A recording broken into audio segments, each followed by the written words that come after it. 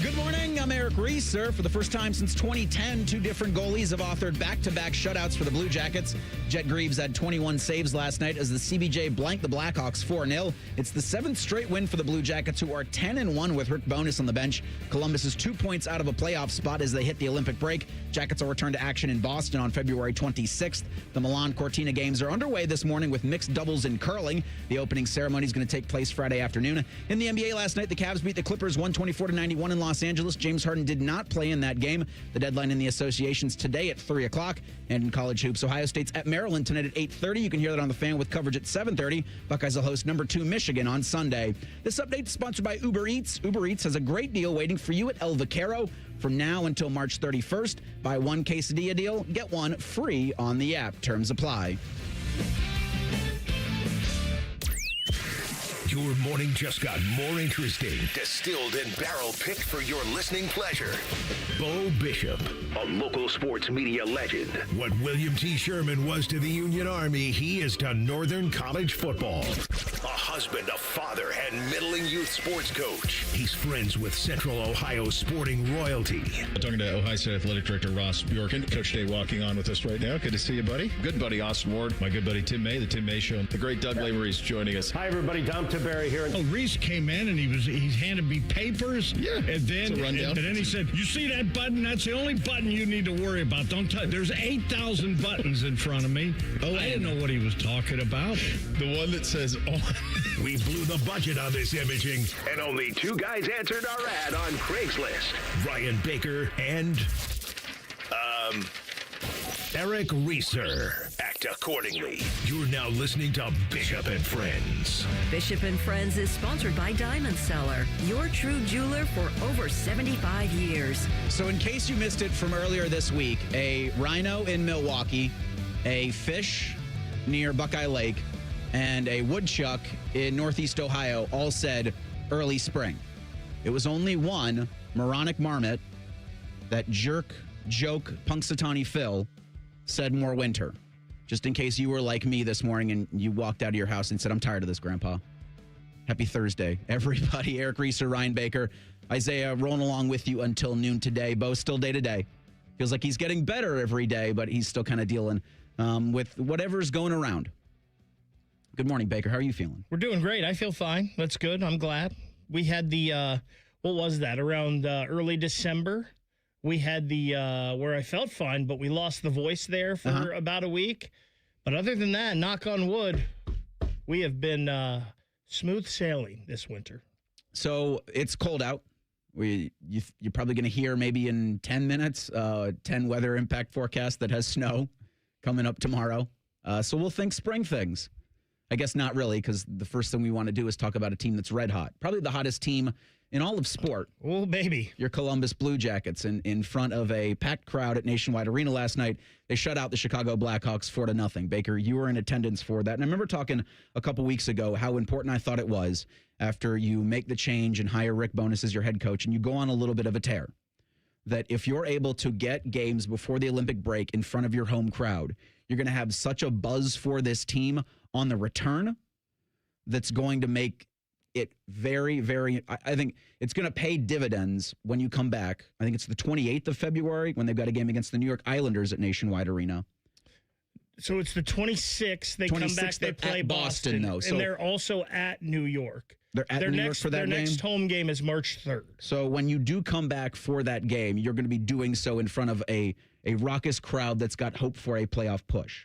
What you see last night at Nationwide kind of factor in with that? So it was a sellout crowd last night. They announced 18,575. Now, you get that with the Blackhawks, right? Sure. There's a lot of Blackhawks fans that are always in attendance, which, by the way, I think the Blackhawk fans are my least favorite fans in the NHL because I just remember there was a time where Chicago could barely get 8,000 people in their own arena. And then all of a sudden they got Patrick Kane and Jonathan Taves and they win some cups. And then all of a sudden Nationwide Arena is half full with them when they were non-existent before. So there were a lot of Blackhawks fans in attendance last night. But I do think you are getting the bonus bump that you're seeing on the ice, which I don't know if we can call it a bump anymore. You're 11 games into this. Yeah, it's a bounce. It's not a couple games here, but you're getting that in the stands as well. And the attendance has been pretty good all year for the Columbus Blue Jackets, but I think there were so many factors last night. You're playing well. It's the Blackhawks, and you don't have a home game for a month. Right. So it was packed last night. It was loud. It was a fun environment in Nationwide. So Jackets continue their streak of most points in the league or most goals in the league by defensemen Zach Werenski, Ivan Provorov. Scored in last night's game, 10-1 with Rick Bowness, 7 games win streak. In that span, you're 44-24, outscoring your opponents. And I believe, correct me if I'm wrong, only one game's gone longer than 3 periods. Yeah, and that's maybe the most important thing in this 7-game winning streak for the Columbus Blue Jackets. You've won them all in regulation, and that means 2 things. One, it means you're not giving anybody else any points. But the other thing is the very first tiebreaker. And their chances are, as bunched up as these standings are, there will be tiebreakers. The very first in that is regulation wins. And the Columbus Blue Jackets are behind everyone right now. But they're not as far behind as they were because they've got 7 wins here in a row in regulation. So the Jackets have 20 wins right now in regulation. The New York Islanders, who you are now 2 points behind, have 21. The Detroit Red Wings, if it comes to that, who is they're third in the Atlantic right now, they have 23. The Montreal Canadiens have 21. The Toronto Maple Leafs, who are right behind you, only have 19. So those regulation wins do matter because, 1, that's the tiebreaker. 2, you're not giving anybody else points. We talked about the Islanders, who you see on the 28th.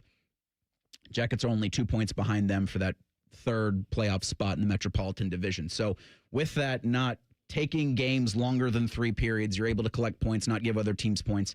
It's something that it's one of many things you want to continue as you roll into this Olympic break, and then as you come out again on the 26th against the Boston Bruins. We'll have Aaron Portzline on at 9:30 to talk about everything that's gone on with the Blue Jackets and everything that we look forward to coming out of this Olympic break with the trade deadline looming on March 6th. And Reese, you were right. I was mistaken. That game against the Islanders is a home game. So the 28th of February, that is your next home game. And to the point that, we've made for the last couple of weeks is where you're going to really be welcoming this team back, in a way that necessarily a month ago I didn't think you'd have. I didn't think any of us sort of thought this was going to be where the Blue Jackets were sitting going into the 3 weeks off in the Olympics. You're going to have Zach Werenski, who continues to play at a better pace than he did last season. I think show out incredibly for Team USA once the Olympics start for men's hockey next week. And that only adds to the momentum they're able to build from this. Very cool. Last night after the game, they had Elvis and Zach do that was really cool, like to a see. Victory lap. Had to send them off to the Olympics in Italy. By the way, Zach, I think he might be flying right now. They said within 12 hours he was going to be on a plane heading to Italy because he watched the Netflix documentary on the Miracle on Ice that recently came out. And everything that they did. And he said, I'm not missing the opening ceremonies. Well, it's tomorrow at 2 o'clock. Zach is taken off to get to Italy so he can be a part of them. I thought it was interesting last night, Reese, in Rick Bowness's post-game press conference. And this just kind of tells you how crazy the standings are, one, and also just how much the Blue Jackets dug a hole here. But the very first thing, he didn't want to talk about the way the team has played or any of that. The only thing he said, and this is crazy, is we've won 20. We've earned 22 out of 24 points in our last 11 games. We're still not in a playoff spot. So that's how crazy the people around you have been playing well and how bunched up this Eastern Conference is. Now the Blue Jackets are 9th in the East now. They were last place in the East when this all started. But 22 out of 24 possible points, and you're still 2 points out of a playoff spot right now. We got a big Thursday program planned. So I talked about Porty coming up at 9:30 because the Blue Jackets are really what's up in regards to any other team in the Central Ohio, maybe even in the Ohio area. But Paul Finebaum will come on at 10:30. I think people are getting tired of college football, Baker, at a quicker rate than even we had thought. At 11:30, we'll go out to San Francisco. John Breech, a friend of the program, is going to be giving us, I think, an early preview of what to expect from the Patriots and from the Seahawks. That game Sunday at 7:30. I think Seattle's still a 4.5-point favorite there. But I also saw this from yesterday. It was Adam Schefter breaking some hockey news. Now, the NBA's got their trade deadline today at 3 o'clock. You just saw Kristaps Porzingis get traded to the Golden State Warriors. And, I mean, that's fine. I think 5 years ago that might have been a huge deal. But we'll have plenty of NBA trade deadline stuff as it just trickles in throughout the program. But Artemi Panarin gets sent to the Los Angeles Kings in exchange for a prospect, a conditional third-round pick, and another conditional fourth-round pick in 2028. But the Kings and Panarin, and this was what Schefter broke, agreed to a 2-year extension worth $11 million through 2027, 2028. Baker, does this finally the time? Because it felt like when he went to New York, Panarin was going to be consistently competing for Stanley Cups, and it never really materialized consistently. Can he do that with the Kings? I don't think so. And I know what the Kings are doing here. Yeah. The Kings are 3 points out of a playoff spot right now. They are trying to send Anze Kopitar and Drew Doughty out in style here because Doughty's ending towards the year, end of his career. Kopitar, this is his last year. What a situation here with Panarin where he just kind of dictated where he was going. There was rumors that maybe he wanted to go to Florida. There was no way Florida could pull it off. Tampa was trying to make it happen. But it turned out the only place that could facilitate this trade and the extension that Panarin wanted to go was the Kings. So the Rangers don't get much in return for him. And Panarin, good on him. Yeah. He signs a team-friendly deal here, 2 years, $11 million. That's a pretty good deal for a player of his caliber. He probably could get more money. He could have got more money from Columbus, if you remember, when he went to New York. But he wanted to be in New York. Panarin's a guy that it just seems to be wants to be in a big city. I don't think this makes the Kings a Stanley Cup contender, though. Will it get him into the playoffs? Probably. But I don't know if it makes him a contender. So he's still got, I think rosters in the NHL have been frozen, I think through February 22nd, I want to say. So the deadline there, March 6th. We talked all the time about college football, and I do think it's really starting to wear people out. You'll hear from a coach who's just tired of all of this. Coming up next, it's Bishop and Friends on The Fan. All the 10 TV people come over to our side of the building to take a deuce.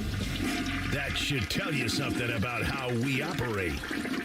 The Fan. I wish I'd gotten treated for my erectile dysfunction sooner. Men, I hear this all the time from our patients. This is Jeff for Tri-State Men's Health, and if ED is a problem in your life, resolve to get it treated today and stop having it affect you and the one you love. ED is simply a medical condition, and it's fully treatable.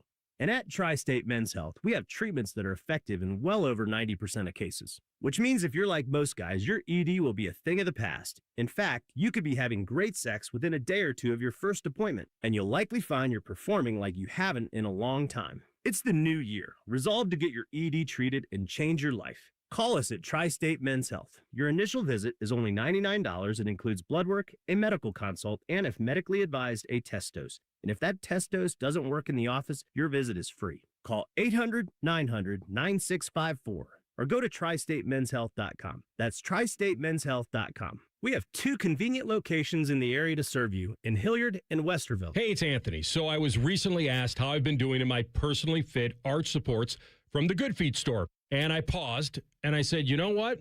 Pretty darn good. Because it reminded me what I was dealing with a couple years ago. My personal journey. I had plantar fasciitis, that horrible heel pain. If I was on my feet for a while, my lower back would be on fire. And now, honestly, none of that. 0 issues with my feet since I started wearing them. I have my Good Feet arch supports in every day. I feel supported. I feel aligned. And now that I feel better, it's made all the difference. I want to work out more. I want to go out more. Just be more active. I'm telling you, over the last couple of years, my health, my energy, my quality of life has all been affected in a really positive way. They've really helped me keep the pain away. The guys ask me all the time, do I really have them in today? Yes, I do, and I'll take my shoes off upon request to show you. Go take the free test walk. The Good Feet store on Polaris Parkway and Stringtown Road in Grove City. Get started at goodfeet.com. Would you enjoy watching a football game if the officials were paid a bonus for every flag they threw? Or a basketball game where the refs got paid for every foul they called? Okay, how about hiring a furnace and AC company that pays its technicians by the number of parts they can sell you? Hi, this is Dennis, president of Care Heating and Cooling, and today, this is how many companies operate. They call it performance pay, and it rewards technicians by paying them more for billing you more. Why is this bad? Because it abuses your trust in a technician to be treated fairly and honestly. At CARE, we've been family-owned for 31 years and have always paid our technicians by the hour for repairs. We'll show you exactly what needs to be fixed and why, and give you our low upfront cost before we start. And unlike other companies, our technicians will never be rewarded for throwing more flags. Our Central Ohio-based staff is here for you 7 days a week. CARE Heating and Cooling. Book an appointment online at careheatingandcooling.com or call us at 1-800-COOLING. When you need a company you can trust. If only there was a radio show that constantly talked about Ohio State athletics. Well, good news. It's real, baby. The Buckeye Show. Weeknights at 6. Proud to be your flagship home of the Buckeyes. The Fan, Ohio's sports destination.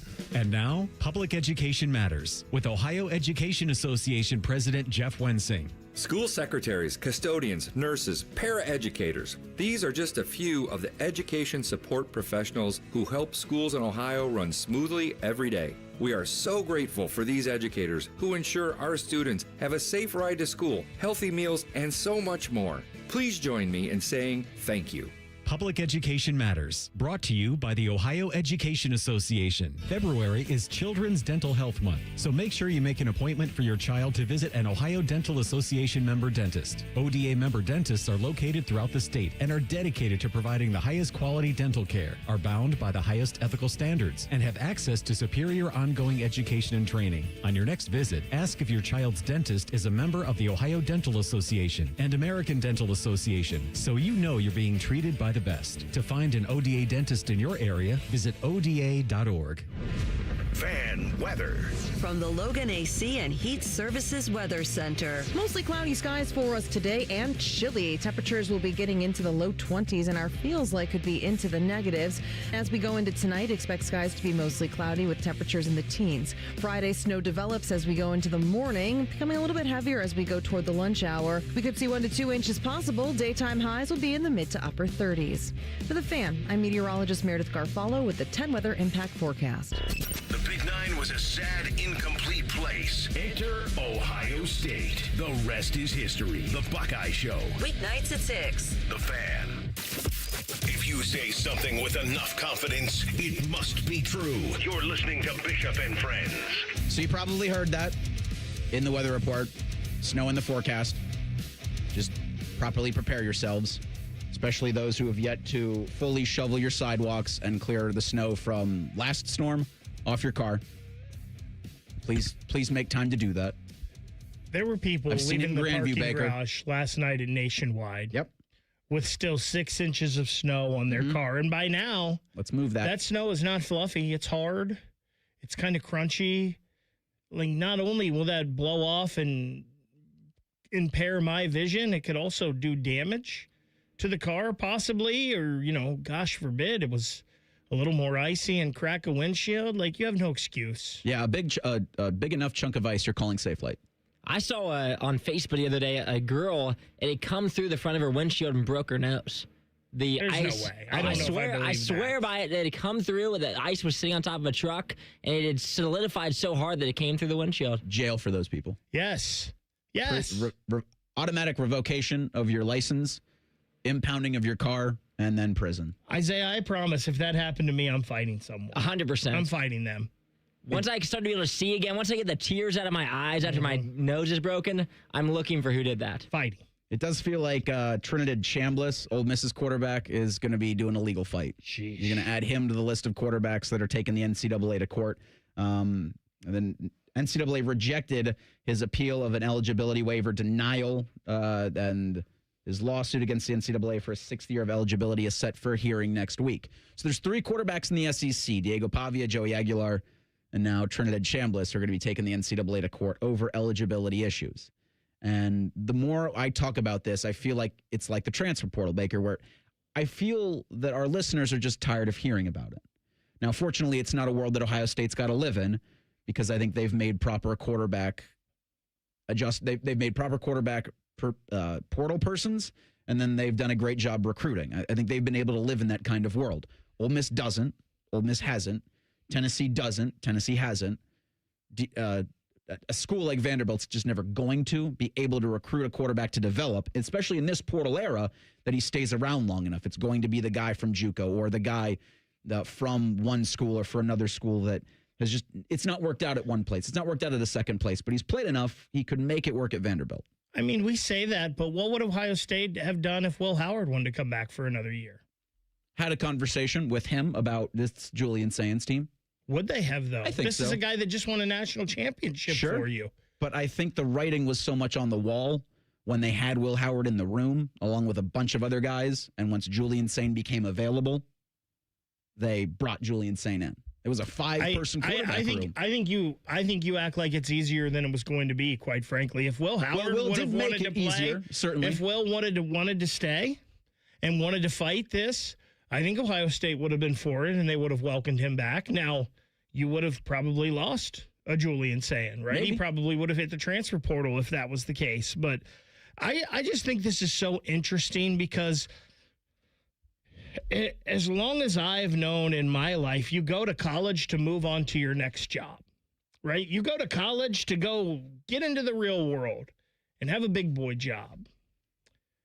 But now the athletes are going to be making so much, and I would guess Trinidad Chambliss is going to end up on an NFL roster when it's all said and done, but I don't know if he's going to be a starter in the league, so why not stay here and play? I would guess Joey Aguilar, his career's over when he's done with Tennessee, right? Like, I don't see him making it on an NFL roster. Now, could he come and be the quarterback of the Columbus Aviators? Maybe.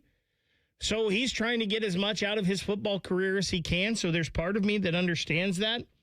I just couldn't imagine these guys wanting to stay in school for this long. 6-7 years in college. Yeah.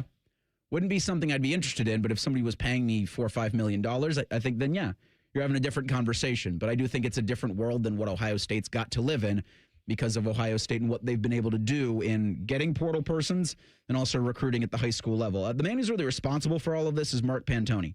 The ambassador of Cool was on Adrian Wojnarowski's podcast. Now, Woj used to be the NBA newsbreaker for ESPN. He's now the GM of the St. Bonaventure men's basketball team, and he has a podcast. And so you'll hear from the ambassador of Cool coming up at 11 o'clock and just his comments on how the sausage is made. Some good for stuff. A roster, some really good stuff. From Pantoni as well in that interview with Woj. This is Bobby Hauck. I'm not sure if I say that name, anybody really knows who he is, but Montana, the Grizzlies. It's the enemy. It's Bo's enemy. The fighting Montana State Bobcats, the arch rival. It's Cat Grizz, it's Brawl of the Wild. But for the FCS, Bobby Hauck is one of the most known coaches there. He'd better part of the last 23 years and 2 stints, he was the head coach of the Grizzlies. They won 151 games, most in school history, 8 Big Sky titles. He's the winningest coach in conference history. And yesterday he said, no thanks.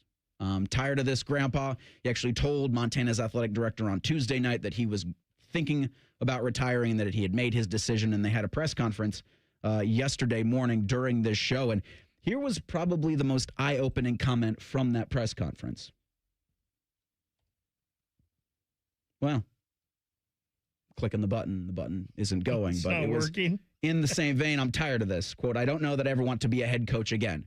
He had said that he wasn't enjoying coming into work, that the daily grind presented by modern college football of having transfer portal, of having NIL, of doing everything that a head coach is supposed to do nowadays just wasn't of interest to him.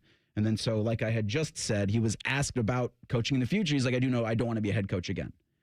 And I think it goes to conversations, Baker, that we've had on this show of how what college football is outside of the games being played is something that I feel would wear on a human being so much more so now than ever before. And you said it yesterday, the days of a 20-year head coaching tenure, gone. Gone at every single level, I believe. Yeah, and I think and we talked about Ryan Day, and I hope Ryan Day is here for the next 10 or 15 years, but it's just very weird that so many people are like, oh, and I get it because Ohio State for a lot of people was a dream job, and why would you want to go anywhere else? But just there's so much with coaching college football nowadays. And by the way, Bobby Hauck, 61 years old, he looks young. He looks like he's in his 40s. Yeah. But I don't know how long he would have stayed that way if he continued to coach college football. He said he just doesn't enjoy it anymore. He wants to enjoy his job, and there were a lot of parts of coaching Division I college football that aren't enjoyable anymore. And I understand that if I'm him. And you got to think a lot of the things that he's used to. I mean, he's been coaching for such a long time. The issues he is having isn't with all the on-field stuff. It's everything that's off the field that they have to deal with now that's starting to drive some of these older coaches away. If he could just come in and just coach, even as just like in the coordinator position, you think about some of the coordinators we brought on, Arthur Smith, who isn't a part of the recruiting. And why do you think he's so excited about that? Because it's less off the field stuff. It makes it easier for him to do what he wants to do, which is coach the X's and O's. It was also a funny scene yesterday, Northwestern introducing Chip Kelly as their offensive coordinator, and him talking about like the up-and-coming program that he thinks Northwestern is, his excitement to play at New Ryan Field. And guys like that, Isaiah, to your point, are just interested in calling ball. You know, the older you get, the less you want to deal with all of that comes with nowadays in college football. You have to constantly recruit. Not only high school guys, but constantly recruit guys in the portal, guys that maybe you finish second in recruiting, but you think there's a chance that he might be an asset to us in the future coming out of the transfer portal. And it's an up-at-dawn siege. I mean, 365 days a year, you're constantly worried about one thing or the other. And it continues the conversation of the first thing I think you can do to alleviate some of this is change the calendar. Because with what was announced yesterday and 38 days for the college football playoff in the 2026 season, leading up to a January 25th national championship game in 2027, it's too much more to be added to this already long college football regular season. And you throw in you're at the biggest time of your season if you're a team that's in the college football playoff, and you have to worry about your roster for next year and the transfer portal at the same time. I think Bo has mentioned this before, that Ryan Day maybe had 2 days off. Was it the national championship year? 2 days off that whole year. That's not a healthy lifestyle for anyone. And you got to think he's holding out, hoping that college football will fix this. At some point in time, they have to get this calendar right. They have to figure out everything that's making it so tenuous for all of the coaches. They have to be able to fix it at some point. That way, these guys can have a break. And he's holding out for that. But the real question is, when is college football going to get the leadership to actually make the decisions that they need to?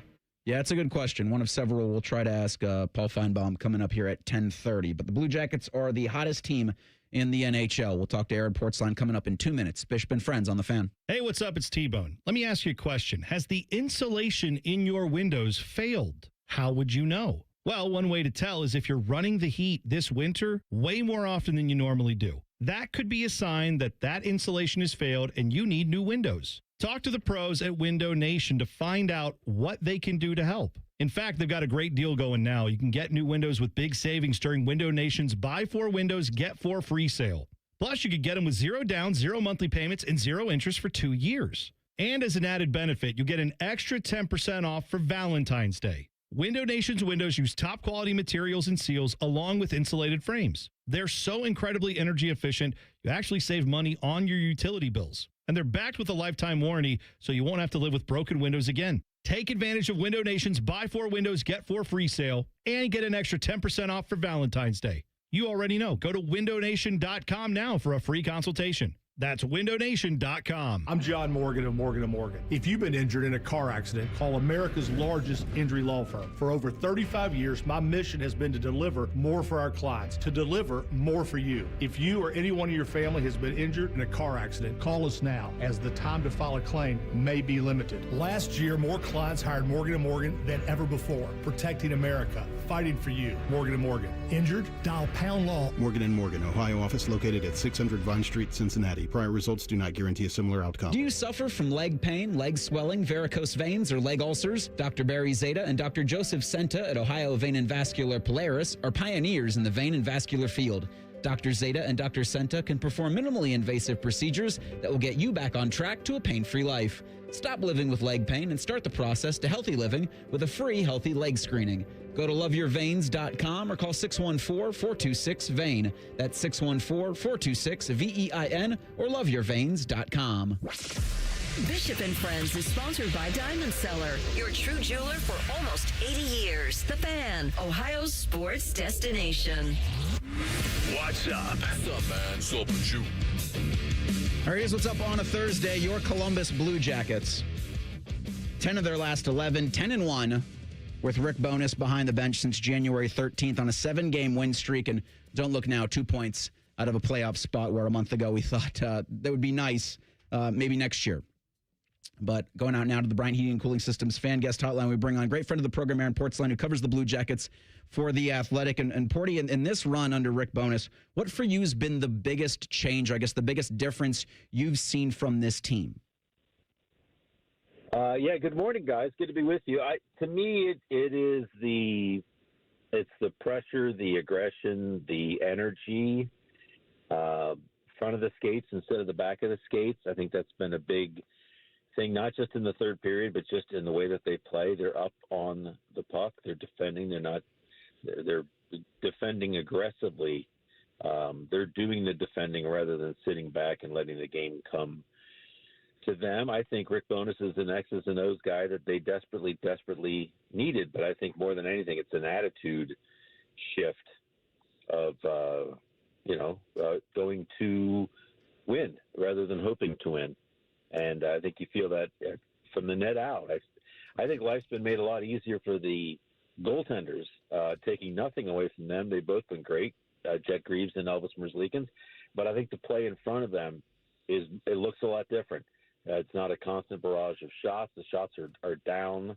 The goals against are way down. I think they're just seeing different play in front of them, and that's forward and defensemen, I think, are all committed to it. So I think I'd peg that, if anything. Porty, I think there could be a case that could be made that Dean Evison should have won the Jack Adams last year for the job he did with this team under the circumstances, in the way that they played at the end of the year. Why do you think they weren't able to continue that into this season, and why Dean wasn't able to get this level of play out of this team? Yeah, those are big questions that I think probably the Blue Jackets are still asking themselves, players and management. You're right. He probably deserved – well, Rick Bowness said he would have voted for him, right? I mean, I think many would. I don't vote for it. The broadcasters do. Listen, last year we all know what happened on the eve of near the start of training camp. The tragedy involving the Gaudreau brothers, and it created such an emotional attachment to that season. They were playing for a cause bigger than themselves. Everybody in that room had two hands on the rope, pulling every night. Like, it was to not play that way was to not represent your feelings for your lost teammate. You knew it was going to be not that they certainly haven't forgotten. The sweater is still there. Johnny's still a big part of everything that they do, but it wasn't going to be this year as it was last year. They needed to be coached and to be pushed this year in a way that was not necessary last season.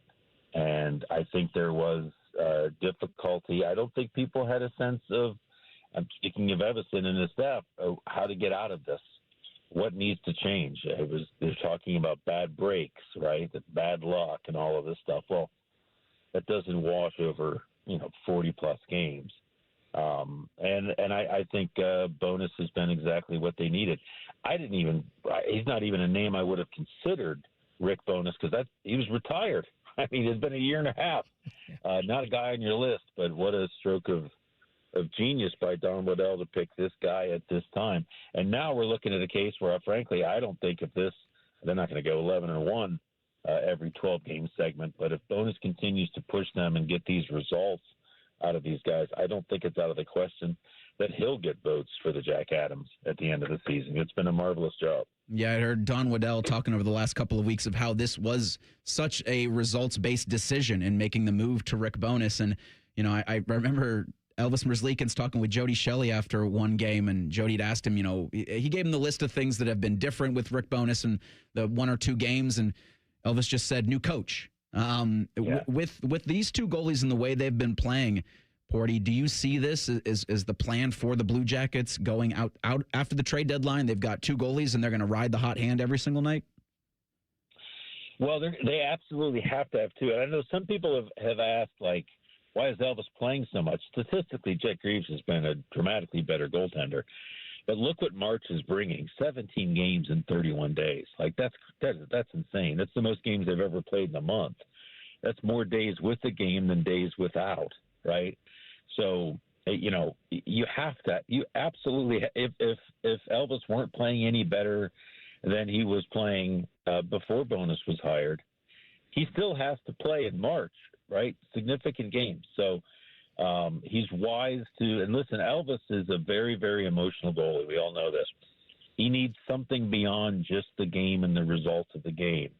And this idea that the old coach was the problem and the new coach is the answer, and let's get behind that. That gives him something to attach to it.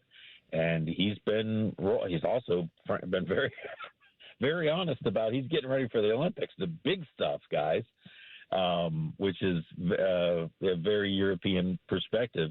But, yeah, this is where they're going. It's going to be Greaves and Merzlikins, and if they keep playing like this, I'm not sure who will assert themselves as the number one. But both of them are going to be very, very busy the rest of the stretch, because when this Olympic break is over, my God, it is sprint to the finish doesn't quite say it.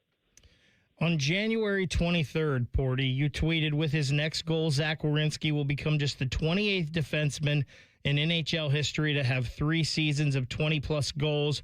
Only 3 of those players are active right now. Cale Makar, who is just ridiculous and probably the best on the planet, Brent Burns, and Erik Karlsson. Well, Zach got that goal last night.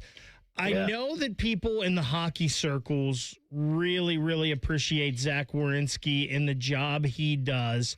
And I know that we appreciate him here in Columbus, but are we truly, truly appreciating the greatness we are seeing from this guy night in and night out? I don't know that we can, to be honest with you. I think you're right. I think people do clearly see him as the best player on the team. Listen, it's pretty rare for a defenseman to lead his team in scoring once, yet in consecutive seasons, which Werenski's on the verge of doing, has a big lead in that category. I was thinking about this the other day. Rick Nash is often lauded as this franchise's best player, and obviously this is taking nothing away from Nash in his career. I think Werenski's caught him and passed him. Wow. I think we're looking at that. I think we're looking at the greatest players ever played for this organization. I do, and I think he is well on his way to a Hall of Fame career. He's on his way to number retirements, all of those things. I think he's got a really good chance, if this team makes the playoffs, to win the Norris Trophy this year. He leads defensemen in goals. He leads them in points. Those are the things. As high and mighty as us writers like to think we are sometimes, players from voters from outside markets look at those numbers. Makar had 30 goals last season. That's hard to overlook when you're voting for a defenseman for the Norris. Right now, Zach's got the edge in both of those categories, goals and points. He's putting himself in position. If they make the playoffs, I think he can win the Norris. And frankly, I think he deserves much consideration. I said this last year, for the Hart, because that award is for the player most valuable to his team. And I would ask anyone to look around the league and find a player who's more valuable to the Blue Jackets than Zach Werenski is. Porty, I know this may be hard to answer because it didn't happen, but I believe the Jackets were ready to give Seth Jones a big contract extension before he asked to be traded. If he doesn't ask to be traded, do the Blue Jackets still have Zach Werenski? Well, that is a hell of a question. Yeah, I mean, it's hard to say, right? Could both of them stay here? I mean, I think that is possible. I think what I respect about Zach is that he looked at that situation with Werenski, with Jones moving on. And at the time, it was considered Jones and then Werenski, if you remember. Werenski was an offensive guy. Jones was more of a two-way guy. And Werenski said, no, I can be the guy here. And if he loves, they're still good friends. If Jones moves along, it opens up for him to be the unquestioned big man on the back end. They're both. I think they could both be here. Yes, because I think the success would have continued.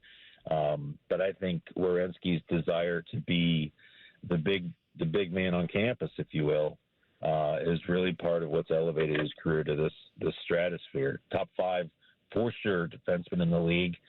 I think if you asked around the league, top 15, top 20 players, he would show up on every one of those as well. All right, Aaron, you got 3 weeks off. What are your plans for this Olympic break?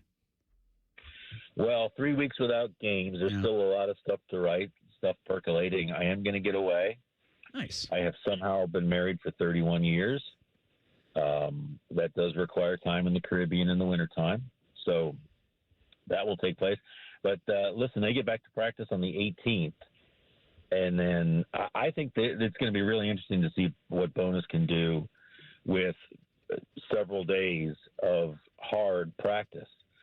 Not games on the horizon, but he can really push these guys and really spend some time putting the elements into the game that he's wanted to add and hasn't had the time to add. So they may look like a different, hopefully, as good or better team on the other side of the break. But it's going to be an interesting week there before Werenski returns and before the NHL returns from the Olympics. Yeah, 10 of your last 11 give you a lot to look forward to coming out of a 3-week break. Porty, enjoy the Caribbean. Enjoy the time off. Look forward to hearing back from you when everybody returns coming up, I think, on the 26th. Correct. Back to action. Yeah, Boston and the Islanders, so no messing around. Thanks for the time today, bud. All right, guys. Anytime. He joins us courtesy of the Bryant Heating and Cooling Systems fan guest hotline. Welcome back to the spring game. University of Texas at Austin. That's next. Bishop and Friends on the Fan. We know everything about you. We know you love the Buckeyes. We know you love the Jackets. We know you're wearing a red shirt. I just freaked the hell out of someone. The Fan. Men, it's the new year, and for many of us, it's a time of deciding to make positive changes in our lives. This is Jeff for Tri-State Men's Health, and if you're suffering with erectile dysfunction and are tired of the frustration and embarrassment ED causes, you should call Tri-State Men's Health today, because there probably isn't a better resolution you can make than to be done with ED. You see, ED doesn't just affect you, it can also affect your partner, even if they don't talk about it. But here's some great news. If you're like most guys, the treatments at Tri-State Men's Health will give you back your sex life, because our protocols have success rates that work in well over 90% of cases. Seriously, you might even find you're performing like you haven't in years. So, make an appointment and get ED out of your life. Your initial visit is only $99 and includes blood work, a medical consult, and if medically advised, a test dose. And if that test dose doesn't work in the office, your visit is free. Call 800-900-9654. That's 800-900-9654 or go to tristatemenshealth.com. We have 2 convenient locations in the area to serve you in Hilliard and Westerville. Make this your year. Looking for a new career in the high-demand fields of IT and cybersecurity? Attend classes live online or on campus. Go to mycomputercareer.edu and take the free career evaluation today. Financial aid is available to those who qualify. Listen up, football fans. You won't want to miss this. Right now, new Bet365 customers bet $5 and get $200 in bonus bets, win or lose. So you could turn that $200 into something bigger when you bet on money line, spread, totals, player props. $200 in bonus bets when new customers bet $5. I know where I'm going to bet from now on. Download the app today and see why it's never ordinary at Bet365. Gambling problem? Call 1-800-GAMBLER. 21 plus only. Must be physically located in Ohio. T&Cs apply. In-app only. Getting cold feet? Call Care Heating and Cooling and we'll fix your furnace fast. Call 1-800-COOLING. Hey there, Jane Lynch here. You want to hear something funny? Too bad. You want to hear something uplifting that will inspire you? Good. Because today, I want to talk to you about Direct Relief, a humanitarian organization that does seriously good work when it counts. Fires, hurricanes, earthquakes. When disaster strikes, Direct Relief immediately shows up with medicines, medical supplies, and everything doctors and nurses need to save lives. Let's ship her out! Every day across the United States and around the world, they're making an enormous difference. If someone needs help, Direct Relief helps. No politics, no red tape. Hey, what you doing over there? Oh, I'm packing insulin for kids with diabetes. See, every box here is literally a lifeline for someone in critical need. So check them out at directrelief.org.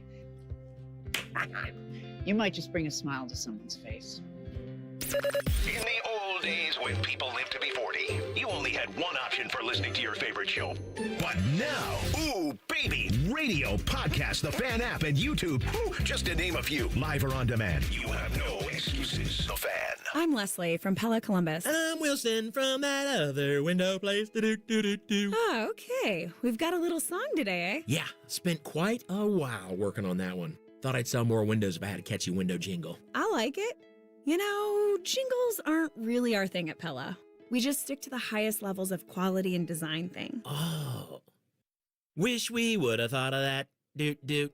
Get the windows that Columbus homeowners rated the leading window brand at PellaColumbus.com. Hey, everybody, it's Berm. Look, the big game is coming up, and that means there's parties, food, drinks, and fun, but that's a recipe for disaster if you're trying to lose weight. That's not the case with Awaken 180.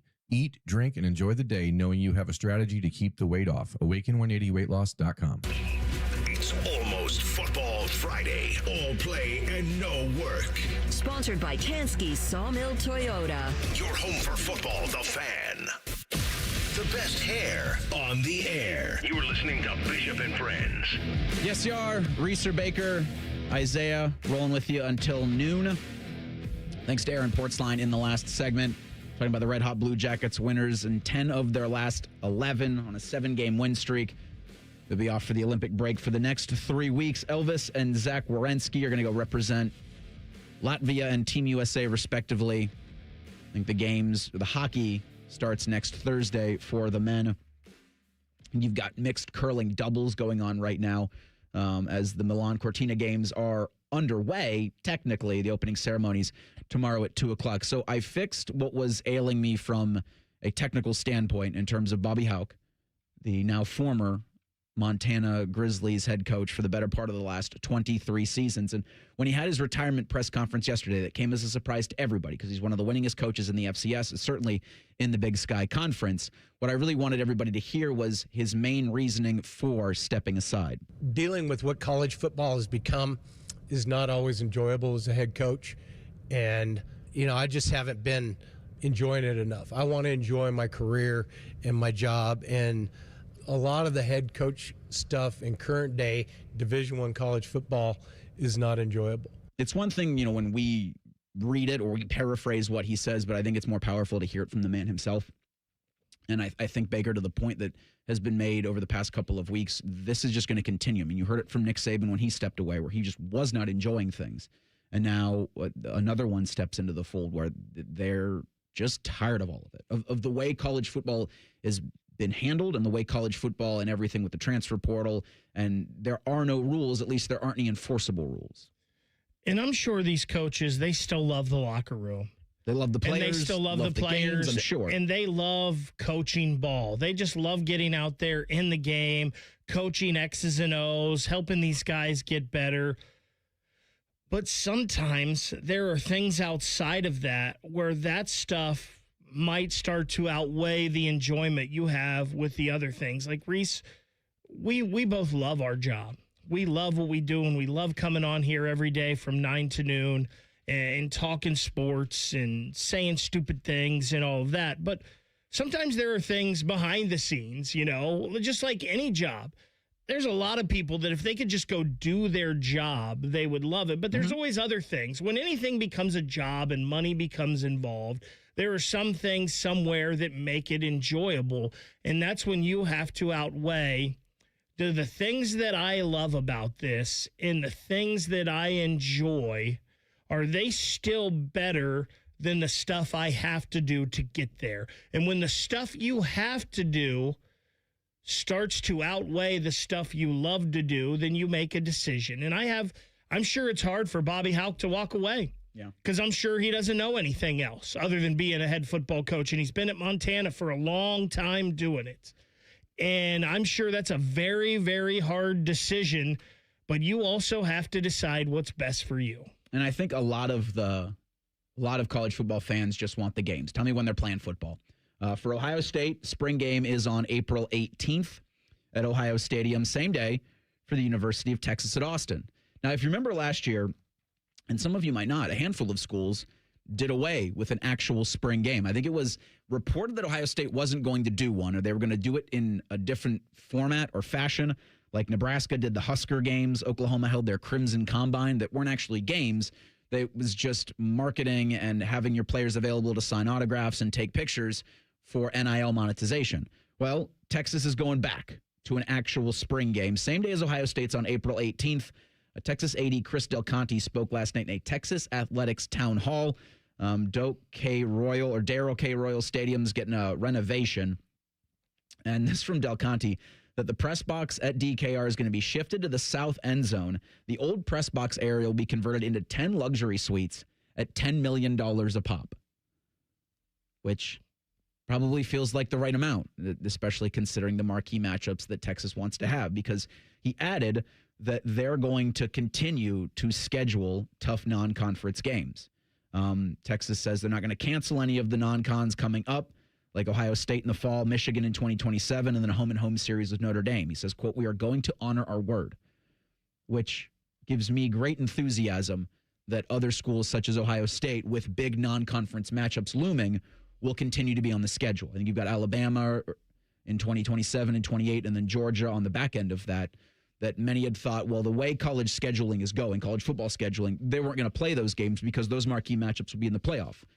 But I still hope, and what Del Conte said yesterday gives me a little bit more, that big schools are still going to schedule marquee matchups in the regular season.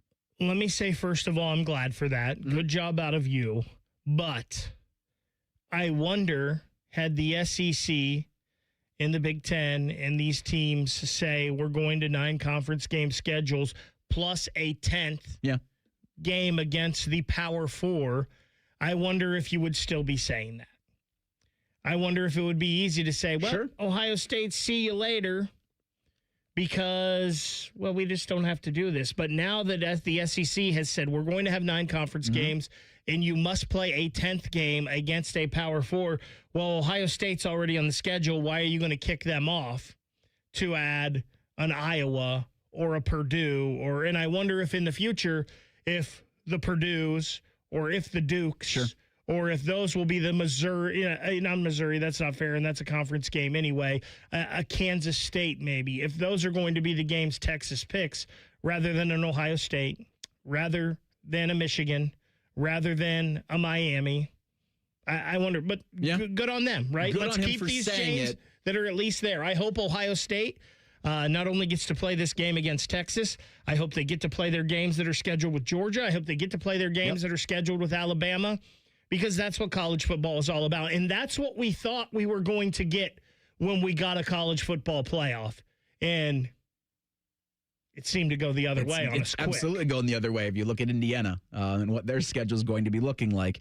I'm glad he's saying this, because if they do reverse course on it, you can go back and say, wait a minute, Del Conte, you were for this, and now he also had said he favors playoff expansion from 12 teams, so that drum's going to be beat continually. And then he says he's against patches on Longhorn football jerseys. Quote, "Are we NASCAR? Why mess with perfection with our uniforms? Why would I want to put Sonic on our jersey?" End quote. I get it, but it's also something we're never going to notice. Like Texas, you just played in college football playoffs 2 years, or not this past year, but the year before, and you had patches on your jerseys for the Cotton Bowl and for this bowl and that bowl, so you're fine. And I think, to me, it's not like it's going to be Barbasol on the front of the Crew jersey, like it's going to get rid of Texas or Longhorns on the front of their jersey.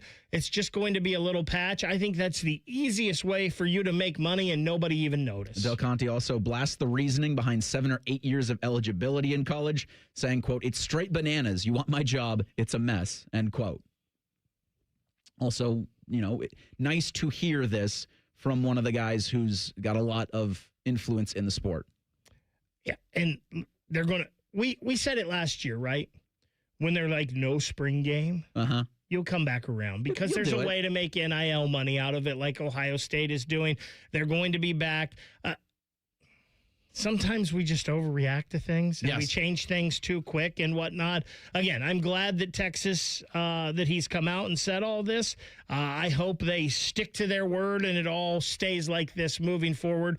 And I feel like, of course, they want more college football playoff teams because, well, they got left out last year. Also, USC and Alabama did not do a spring game in 2025. Here's hoping that they reverse course on that, because the spring game, I think, is just good for everybody. 971bfs@gmail.com is the only time I'm ever going to say on these airwaves the email address. We'll open the mailbag next. Bishop and Friends on the Fan. If you haven't thought about Buckeye football today, I'm sorry to tell you that you're dead. Our condolences. Your home of the Buckeyes, the Fan. College. A time to broaden the mind, question, learn. A time to challenge the status quo. And eat a ridiculous amount of pizza, which you can buy with your Huntington Bank debit card with the Ohio State University logo. Huntington Bank is proud to be the official consumer bank of the Ohio State University and the unofficial bank of pizza. Let's go Bucks! Let's get more from money. Switch to Huntington Bank. Welcome. At Baths R Us, we believe home improvement is life improvement. As the Midwest's fastest growing 5-star bathroom remodeler, we're more than just transformations. We're a community driven by a mission to bring your dreams to life. Our installation team, part of the Baths R Us community, isn't just skilled. They're dedicated to respecting your home. Each day, they bring craftsmanship and hustle, turning your dream space, no matter the size, into reality. Together, we embrace a culture that values diversity, collaboration, and giving back. From supporting local projects to fostering a workplace where every voice is valued. Baths R Us is more than a company. It's a community of experts. We're also expanding locations to create more possibilities for homeowners across the Midwest. Wherever you are, you'll find us ready to turn your dreams into something you can see, feel, and enjoy every day. Right now, get $1,500 off a shower or tub replacement, or $3,000 off a full bathroom remodel. Plus, low to no monthly payments. Call 380-225-BATH to schedule your free estimate, or go to bathsrus.com. Baths R Us, where dreams soak in.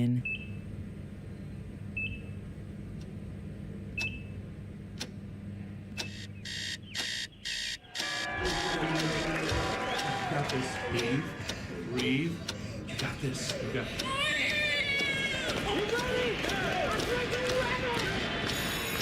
In the moments that truly matter, what do? Rise to the occasion. Ohio Health. It's time. Never have I ever called my sister from the finish line of my first marathon. Hello? You won't believe where I am. Are you running? Mile 26.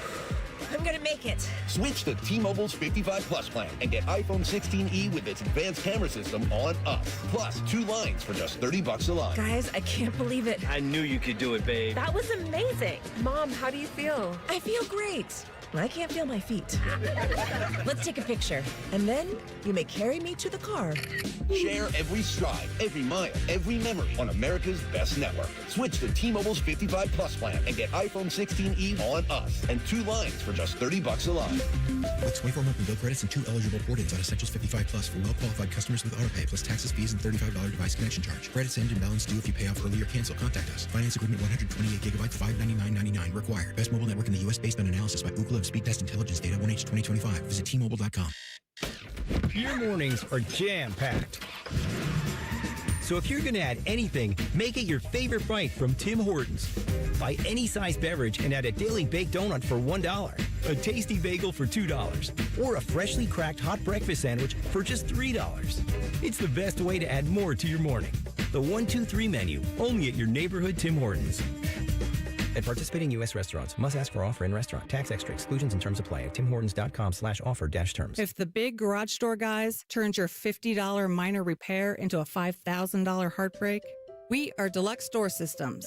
For over 30 years, a trusted Columbus staple. Straightforward, honest, and for less than you think. DeluxeDoorSystems.com. Hey folks, winter is here. The number one cost for everyone each month are those pesky heating bills that never stop increasing.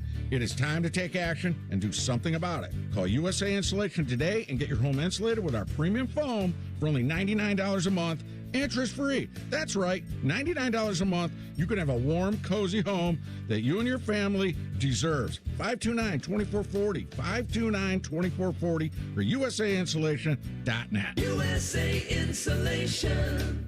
Broadcasting live from the McDaniel GM Superstore Studios. Driving excellence since 1916. Chevrolet. Together, let's drive. WBNS HD1 Columbus. Good morning. I'm Eric Reiser. The hottest team in the NHL made it 7 straight last night as the Blue Jackets blanked the Blackhawks 4-0 at Nationwide. CBJ are 10-1 with Rick Bowness on the bench and 2 points out of a playoff spot. The 3-week Olympic break begins today. Jackets are back from that break on February 26th against the Boston Bruins. The Winter Olympics are underway with curling preliminaries. The opening ceremonies tomorrow at 2 o'clock. The trade deadline in the National Basketball Association's today at 3 this morning. The Warriors acquired Kristaps Porzingis from the Atlanta Hawks in exchange for Jonathan Kuminga and Buddy Hield. On the court last night, the Cavs beat the LA Clippers 124-91 in LA. No James Harden for Cleveland.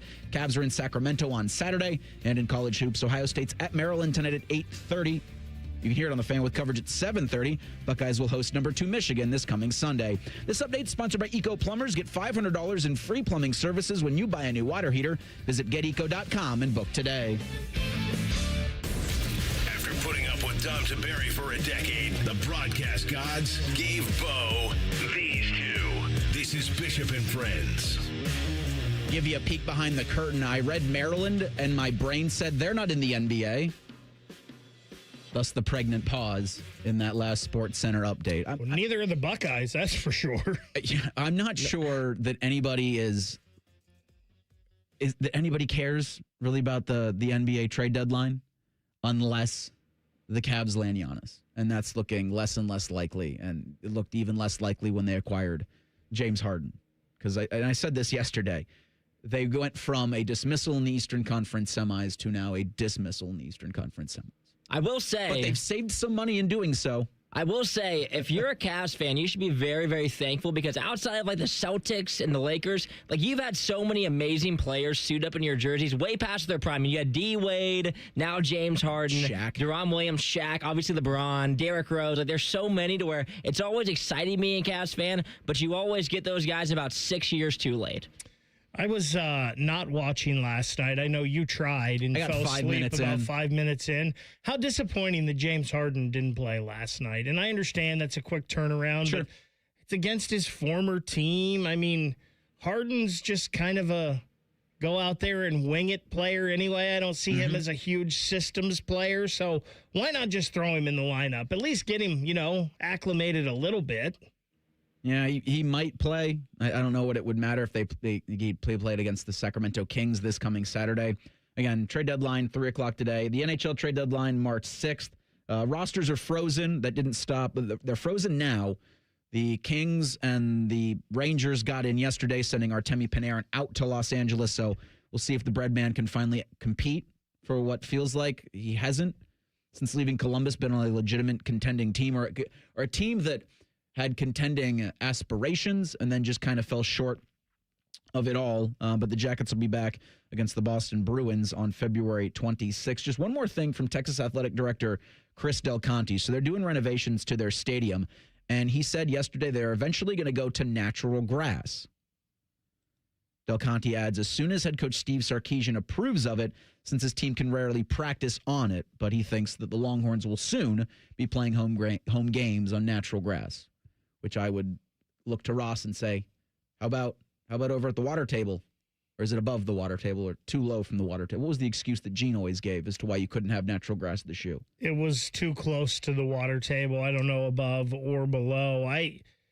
It's interesting, and I'm all for that, but a lot of them say it costs more money to have natural grass than the field turf and the upkeep in a college football system where you need as much money as possible. Yeah.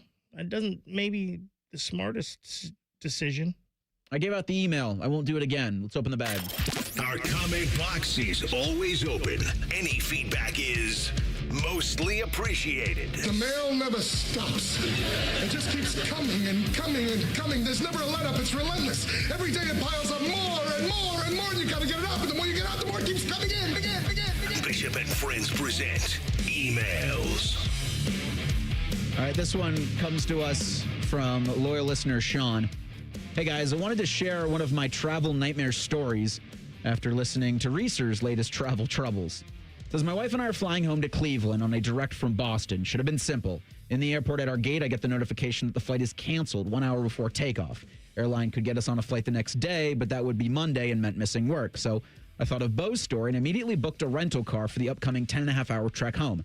Initially, everything's going well until about 3 hours in, the tire pressure light comes on. One of the tires is a point low of normal, so initially didn't think much of it. Quickly realized it's going to be a problem as the PSI continues to drop. It was Sunday afternoon, so all tire repair shops were closed for the next 6.5 hours. He says his wife is frantically using Google Maps to plot gas stations along the route so they can refill a tire every 30 minutes. The original 10.5-hour trip quickly turned into a 13-hour gas station tour along I-90 through rural New York and Pennsylvania, but they finally made it. Yeah, I wish the story ended there, but once home, we walked in to discover a water leak from the upstairs toilet. To put the cherry on top, waiting for me in the mailbox was a jury duty summons. Looking back, I laugh and it made a very good story, but I think that day took a year off my life. Thank you for everything you guys do, Sean. I don't know why, but hearing that story, I immediately think of like an Eeyore meme or something, like just the rain cloud over top of him and hitting his head against the tree. Why bother? So, Sean, I think my initial thought on your tire would be, if you're going to keep doing that, I would get out at the gas station and kind of look and see if maybe there was a nail or something. Maybe you could get one of those tire patch kits and plug that thing, or get you a bottle of the Fix-A-Flat at the gas station. I don't know if the rental car company ever has to know that you put the Fix-A-Flat in the tire, and as long as he gets you home, that's better than stopping every 30 minutes and putting air in. I think those would have been my two immediate situations there. And the water leak, God, that just sucks. Yeah, I do wonder with returning rental cars, because we had in our trek from Charlotte through West Virginia, or through Virginia, through West Virginia back to Ohio, we had to use the windshield washer fluid a handful of times because you get snow and ice and you're constantly cleaning off your windshield. So we had low fluid. That notification came on about as we were reaching Athens on 33, and we didn't refill it, and they didn't send us anything. So I wonder with those kinds of things, how much are they actually checking? But for just how does the car look? Does the car still go from where you drop it off to where they park it? I would guess, especially in the wintertime, they would need to check things like that. And if they're charging you for a bottle of windshield washer fluid that's like $5 that can fill that 30. thing up 3 or 4 times, like that's a little excessive. This one comes to us from Zach. Hey, guys, I was thinking about the sponsor patch on the Ohio State uniform, and I stumbled across an interesting thought. What if Ohio State approached Nike about putting the LeBron logo on the jersey in that spot? Ohio State could work out an exclusive contract with his brand and expand it across the whole athletic department. LeBron gets to further entrench himself in Ohio State athletics and potentially fund the athletic department without spending a dime of his own money. Also, Nike has never had to sell an Ohio State jersey with a company's logo on it. I think there'd be a lot of value from the Nike side by locking up Ohio State, even if Oregon is in the conference. Well, I mean, I'm guessing be a lot of value for Nike, for Reebok, for Adidas, for Under Armour. I'm sure all of them would like Ohio State. And as long as I can remember, Ohio State has been a Nike school, so I don't think that's going to change anytime soon. I'm guessing that the jerseys that will get sold inside the sporting goods stores or on Fanatics are not going to have a sponsor patch on them, because that sponsor patch is going to change year after year after year. So potentially, I don't think they're going to sell them in stores. There probably is a great amount of value in that, but I'm guessing that would take the contract and the sponsorship into a whole nother stratosphere. Well, the LeBron thing is interesting. Why wouldn't you? Yeah. Maybe it could be something where the LeBron brand, like you have some Jordan brand schools, which is all through Nike. Maybe the LeBron brand is Ohio State's brand moving forward with Nike. Who knows? That's an interesting a thought and proposition. Because you got the Jumpman on Michigan's jersey, and there's no connection whatsoever for Michael Jordan and the school up north. So yeah, I think any way you can make some money. I do feel like if they were to put the LeBron logo on the uniform, they'd also still have a company. Like, they wouldn't be full-on soccer kit, but have as many patches as they could get away with. So you appease Nike by having one of their logos, and then you also sell in another spot something to maybe a Wendy's or a Scott's Miracle-Gro. This comes from Brian. He says, I know I haven't watched every minute of every Blue Jackets game, but is it just me, or has Matthew Olivier not had a serious tilt since he and Reeves broke the internet? Also seems that he is putting up more points in penalty minutes. The two have to be somewhat related. Could it be the league is thinking twice about challenging anyone on the Jackets for fear of Olivier? And is this a part of their current winning streak? He adds he loves the show. I pose that to you, Baker. So I think as people have gotten to know Matthew Olivier a little bit the past 2 years, I don't think anybody wants to fight him, quite frankly. There's very few guys in the league that are considered true enforcers nowadays anyways. If this was 2005, when Jody Shelley and Jared Bowl were around the Blue Jackets, so Matthew Olivier would have a dance partner every night. But that's not just the case anymore. There's not a lot of guys like a Ryan Reeves out there anymore. Also, Matthew Olivier, the past 2 years has, maybe even a little longer than that, has really worked hard at improving his game and his skill and becoming a guy that is more than just a fighter, because he probably realizes that the way of just fighting in the NHL is over. Like, you've got to contribute and help out with the team as well. He's become a very good defender, a penalty killer on this team, and the penalty kill has been absolutely ridiculously good here recently. So I think it is all there. There is a lack of fighters in the league now that want to go with him. There's not a lot of guys that can hang with Matthew Olivier, so they're not just going out of their way to fight him. I think Olivier's trying. There were a couple times he went after a couple guys last night, but it takes two to tango. We have the imaging and Shelley time intro, Drop the Gloves. And I don't think there's anybody outside of a hockey player that ever wanted to drop the gloves on 45. I think it's similar for Matthew Olivier. It even extends onto the ice where few want to drop the gloves against him. We got one more email I want to read from Robert. Got a couple of topics that I'd like to get your thoughts on, Baker and Isaiah. And then for the basketball Buckeyes and Jake Diebler, tonight is a must-win against Maryland. Coming up next, Bishop and Friends on The Fan. We used to have a billboard with our host's face on it, but only ugly people work here now. You mama say you ugly, hey! The Fan, Ohio's sports destination. Hey, what's up? It's T-Bone. Tired of snoring? Dr. Mark Levy can help with a custom mouthpiece that opens your airway and stops the snoring. No mask, no noise. Call 1-800-MORE-SLEEP or visit sleepbettercolumbus.com today. Stop snoring. Sleep better. Live better. Say goodbye to car care headaches with Carvenience from Hinderer Motor Company. This is Justin Hinderer. For only $49, we'll pick up your vehicle, leave you with a rental, and return it fully serviced and spotless. No more juggling your schedule or wasting hours at the shop. Carvenience lets you focus on what matters while we take care of all the rest, making life easier. Schedule your service today at HindererMotorCompany.com.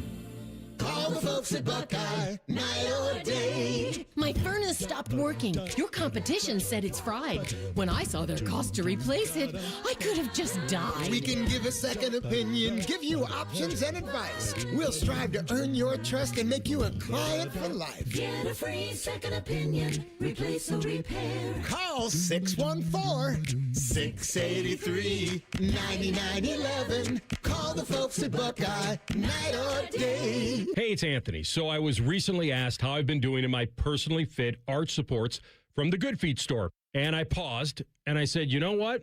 Pretty darn good. Because it reminded me what I was dealing with a couple years ago. My personal journey. I had plantar fasciitis, that horrible heel pain. If I was on my feet for a while, my lower back would be on fire. And now, honestly, none of that. Zero issues with my feet since I started wearing them. I have my Good Feet arch supports in every day. I feel supported. I feel aligned. And now that I feel better, it's made all the difference. I want to work out more. I want to go out more, just be more active. I'm telling you, over the last couple of years, my health, my energy, my quality of life has all been affected in a really positive way. They've really helped me keep the pain away. The guys ask me all the time, do I really have them in today? Yes, I do. And I'll take my shoes off upon request to show you. Go take the free test walk. The Good Feet store on Polaris Parkway and Stringtown Road in Grove City. Get started at goodfeet.com. A noisy garage door is a cry for help. Hi, I'm Tommy Mello, owner of Don's Garage Door Service. Most repairs are simple, but if left untreated, they can turn into costly repairs. Your garage door works hard every day, and a little maintenance goes a long way. We fix garage doors fast with quality parts designed to last a lifetime. Over 90,000 five-star reviews don't happen by accident. They happen by putting people first. Fixing your garage doors is what we do. From repairs to upgrades, call Don's Garage Door Service today. Join our resident gambling degenerates Steve Biddle and Scotty Vegas for On the Money, Sunday mornings at 9. Presented by the Sportsbook at Hollywood Casino Columbus. All the action, none of the responsibility. The Fan. Hey, it's T-Bone again. Listen up. Sleep apnea doesn't have to rule your nights. Dr. Mark Levy's been treating snoring and sleep apnea for over 15 years with proven results. And now he has an office in Marysville. Call 1-800-MORE-SLEEP or go to sleepbettercolumbus.com. Stop snoring, sleep better, live better. Ohio has over 920,000 diabetics. If you are a diabetic, take a step in the right direction by having your feet checked routinely by a podiatric physician, the most qualified doctors to care for your feet. Adding a podiatrist to your healthcare team can help you better manage the effects of diabetes on your feet. Ohio Foot and Ankle Medical Association podiatric physicians are located throughout the state. For more information or to find a member of the Ohio Foot and Ankle Medical Association near you, visit ohiofoot.org. Do you have an oak tree in your yard? The Ohio Chapter International Society of Arboriculture is committed to advancing responsible tree care practices while preventing a fungal disease called oak wilt.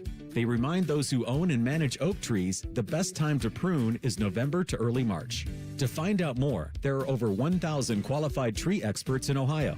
To find an ISA certified arborist in your area, visit treesforohio.org. That's trees4ohio.org. Fan weather. From the Logan AC and Heat Services Weather Center. Mostly cloudy skies for us today and chilly. Temperatures will be getting into the low 20s and our feels like could be into the negatives.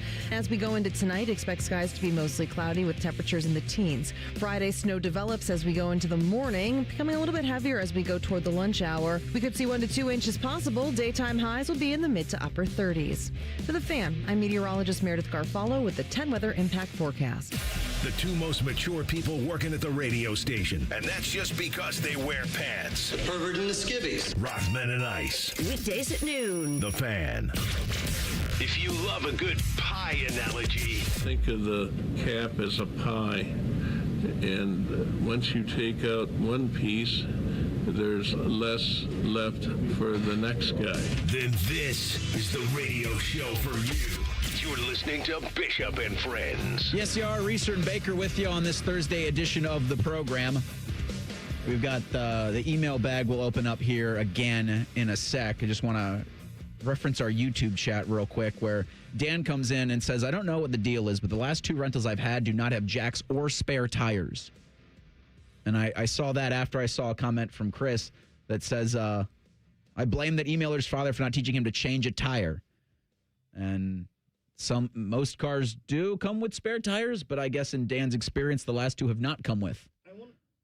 I want to know if Dan has had issues with his tires or if he's just checking That's this wild to when me. he gets his rental car. He's like, am I going to make sure there's a jack and a spare here? Like, good for him if he's dotting all his I's and crossing all his T's and getting his safety checks in order. That's not something I would ever think of to be like, oh, you know what? I don't know if this rental has a spare tire in it. Let me check before I take it off the lot. Usually when I'm trying to get a rental car, the process to get it takes so long. There's always a line. Mm-hmm. And by the time that I finally get in the car, I'm like, let's get the heck out of here. I've been on a plane for hours. Get me out of here. So it's funny you mentioned that because I could not tell you the last time. Well, probably the last time I had a rental car was when I was in a wreck and a car was getting fixed. But when we travel now, a lot of times when we would need a rental car, if we would need one, we do that Turo, which is like the, like an Airbnb for cars where you're actually borrowing somebody's car for the week or whatever.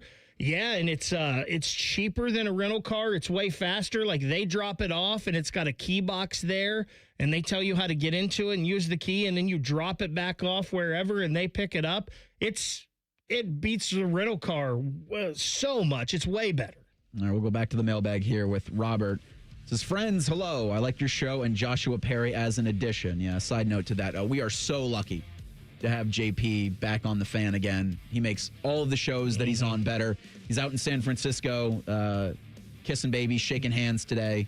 He's going to be filling in for the Common Man here soon because Common Man is going to head over to Italy for the Olympics. He's going to go over that. Yeah, okay. For that. And then Tyvis here later this spring is going to be going on paternity leave. How dare he take that when he's so against PTO? But then JP will be filling in for Tyvis on T-Bone and Tyvis. So, I don't know how, and obviously he works for NBC Sports, sure. But Gosh, Joshua Perry should be on anything. ESPN, CBS, whoever wants him, throw the bag at him because he's so good at what he does. So Robert has a couple of things that he brings up in his email. I'm going to go with the secondary note. I don't think the revenue sharing agreement in the NCAA was an actual cap. Any salary cap or management would likely require an antitrust exemption for the NCAA and might face significant legal battles even with an antitrust exemption. Once the NCAA became primarily a revenue-generating institution, it gave up most of its standing. It's really its purpose.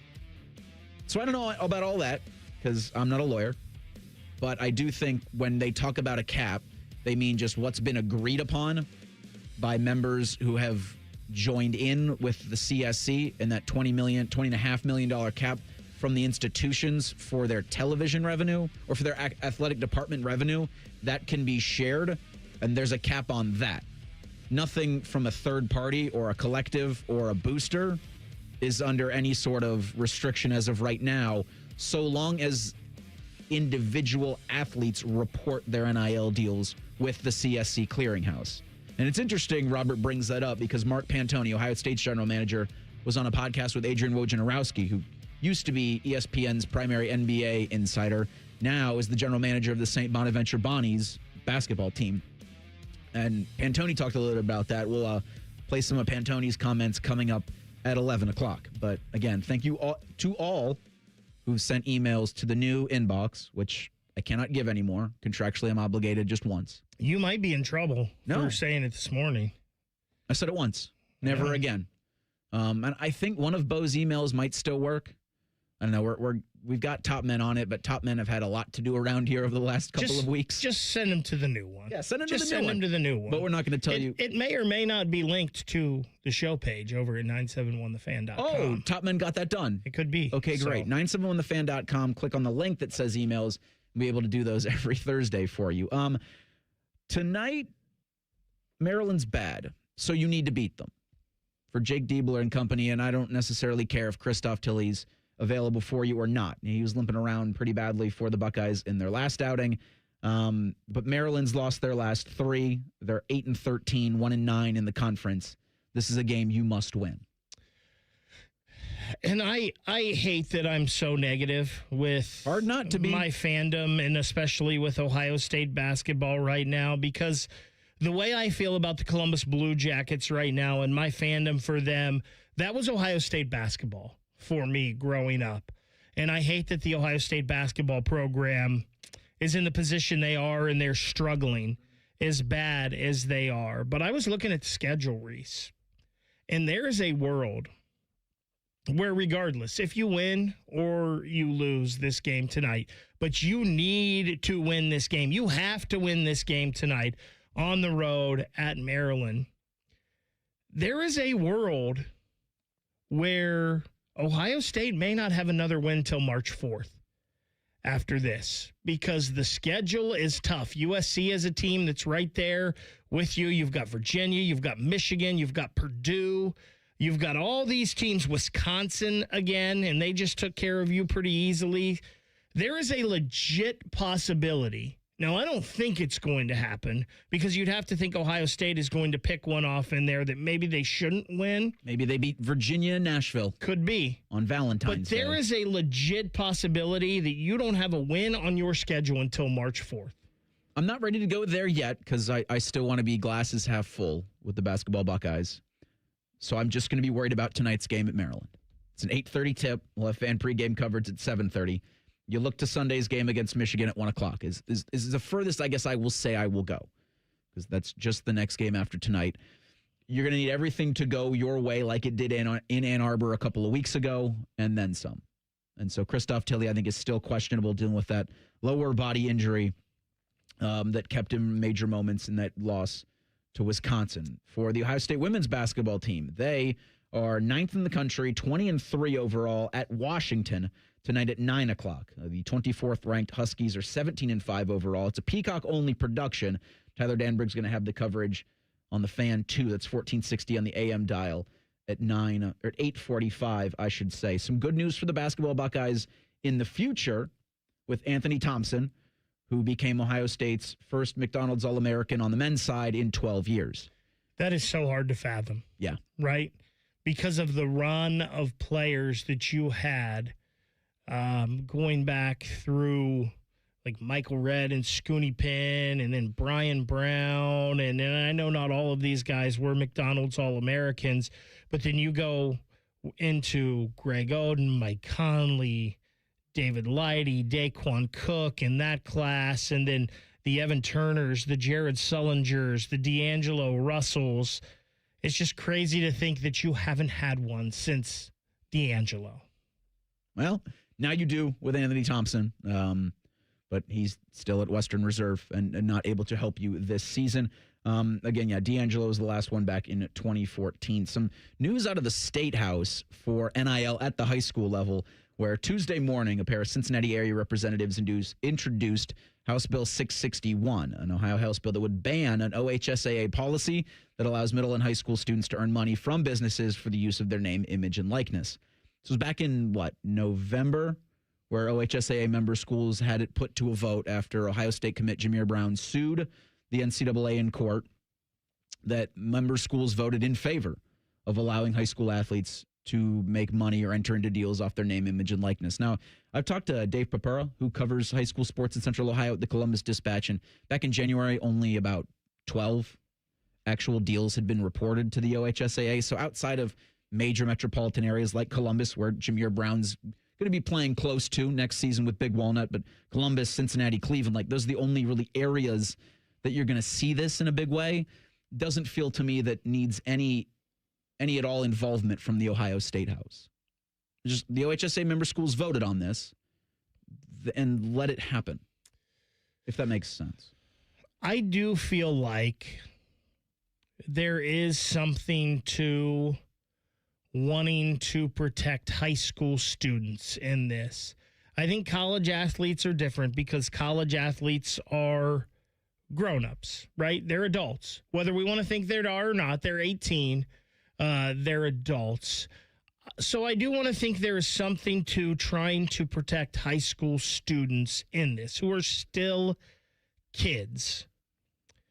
But this is going to affect such a few amount of kids. It's going to be just the kids that are going to Division I schools for the most part. Yep. Now, some people are going to say you're going to have some of the bigger parochial type schools that are going to try to pay kids to get them to come there. And I'm sure maybe that will happen on some level. But as far as like true NIL deals, there is only going to be a handful of kids that are affected like this. The Jameer Browns, the Anthony Thompsons, the Darren Petersons, who we know at the time left the state because you couldn't have NIL. Alex Smith, the kid from Upper Arlington, who maybe left because he wanted to get some NIL deals. He probably also wanted to be developed a little more at Prolific Prep than maybe he would at Upper Arlington, although I don't know how you could get more developed than a UA Golden Bear, right, Reese? Certainly no, but I understand from the standpoint with a lot of these guys, they're trying to make a professional run at this. And the professionalization of athletics has become an earlier and earlier thing in the lives of student athletes. And so this, it feels to me with the NIL you are only going to have so many of these. And there's not going to be that much or that many to where the State House needs to stick their nose into it.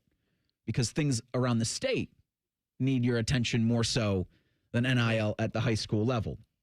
It's just never going to get to the point of college athletics where it's really running roughshod over that. We're going to get some input on just which of the SEC schools that has their quarterback in court with the NCAA might actually suit up for said school. Paul Finebaum joins us in 2 minutes. It's next. Bishop and Friends on the Fan.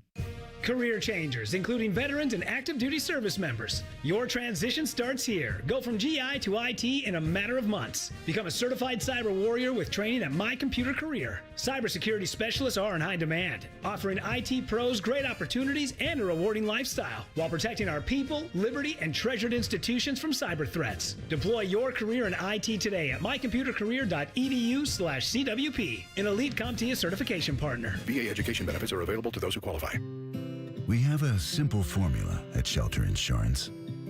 Provide personalized coverage at great rates with local agents to help you choose the coverage you need. And if the unexpected happens, fulfill our promise to be there when you need us most. Find an agent near you at shelterinsurance.com. Shelter Insurance. We're your shield. We're your shelter.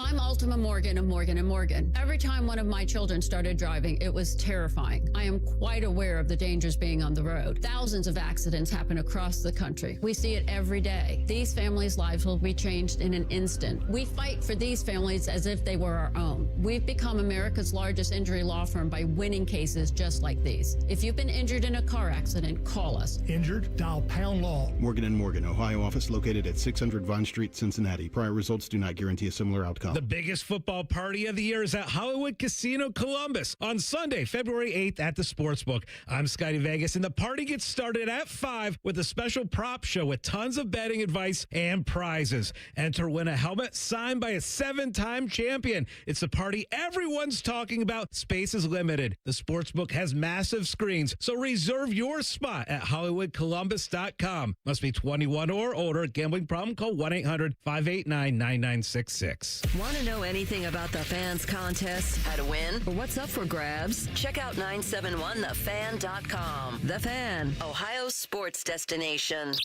Bishop and Friends present college football's most polarizing figure.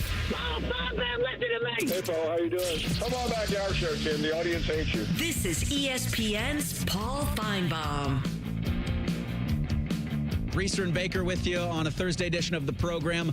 Bo is trending towards a Friday return on this show. We go out now to the Bryant Heating and Cooling Systems fan guest hotline and bring on ESPN's Paul Finebaum of the Paul Finebaum Show and the SEC Network. Paul, Trinidad Chambliss of Ole Miss added his name to the list of Southeastern Conference quarterbacks currently at odds with the NCAA in federal court, in state court. Which of those three, Diego Pavia, Joey Aguilar, or Trinidad, actually play for their respective team in 2026? Yeah, I think right now the one who has the best shot is Joey Aguilar. I think Diego Pavia has used up his 15 years of eligibility, so I don't see him anywhere near the football field. But the Chambliss case is fascinating, and it's really about attribution right now. Ole Miss claims that he was ill during one of his years at Ferris State. They have not been able to verify it to the NCAA satisfaction. The Aguilar case is even more interesting. I think this would be his 8th year overall. I think he's played countless years in junior college and one at App State. And this would be his second at Tennessee. But what he did, he followed the Bediako case, the basketball player at Alabama who went judge shopping. And Aguilar found a judge in Knoxville, Tennessee, who has a degree from not only undergraduate, but from the Tennessee Law School. And he is shown on social media wearing Tennessee paraphernalia. So he got a favorable ruling yesterday. It will still be adjudicated, but my guess is he will definitely play for Tennessee this year.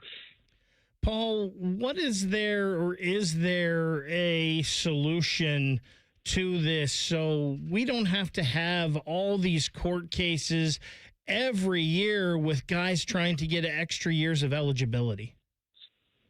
Well, it's just these things are epidemic. You see one person doing it, and Pavia originally did it, and Aguilar joined his case, and then he separated himself, and then it's just a matter of need. And in the basketball case, Alabama, which has been a perennial Elite Eight, Sweet 16, Final Four team in recent years, struggled.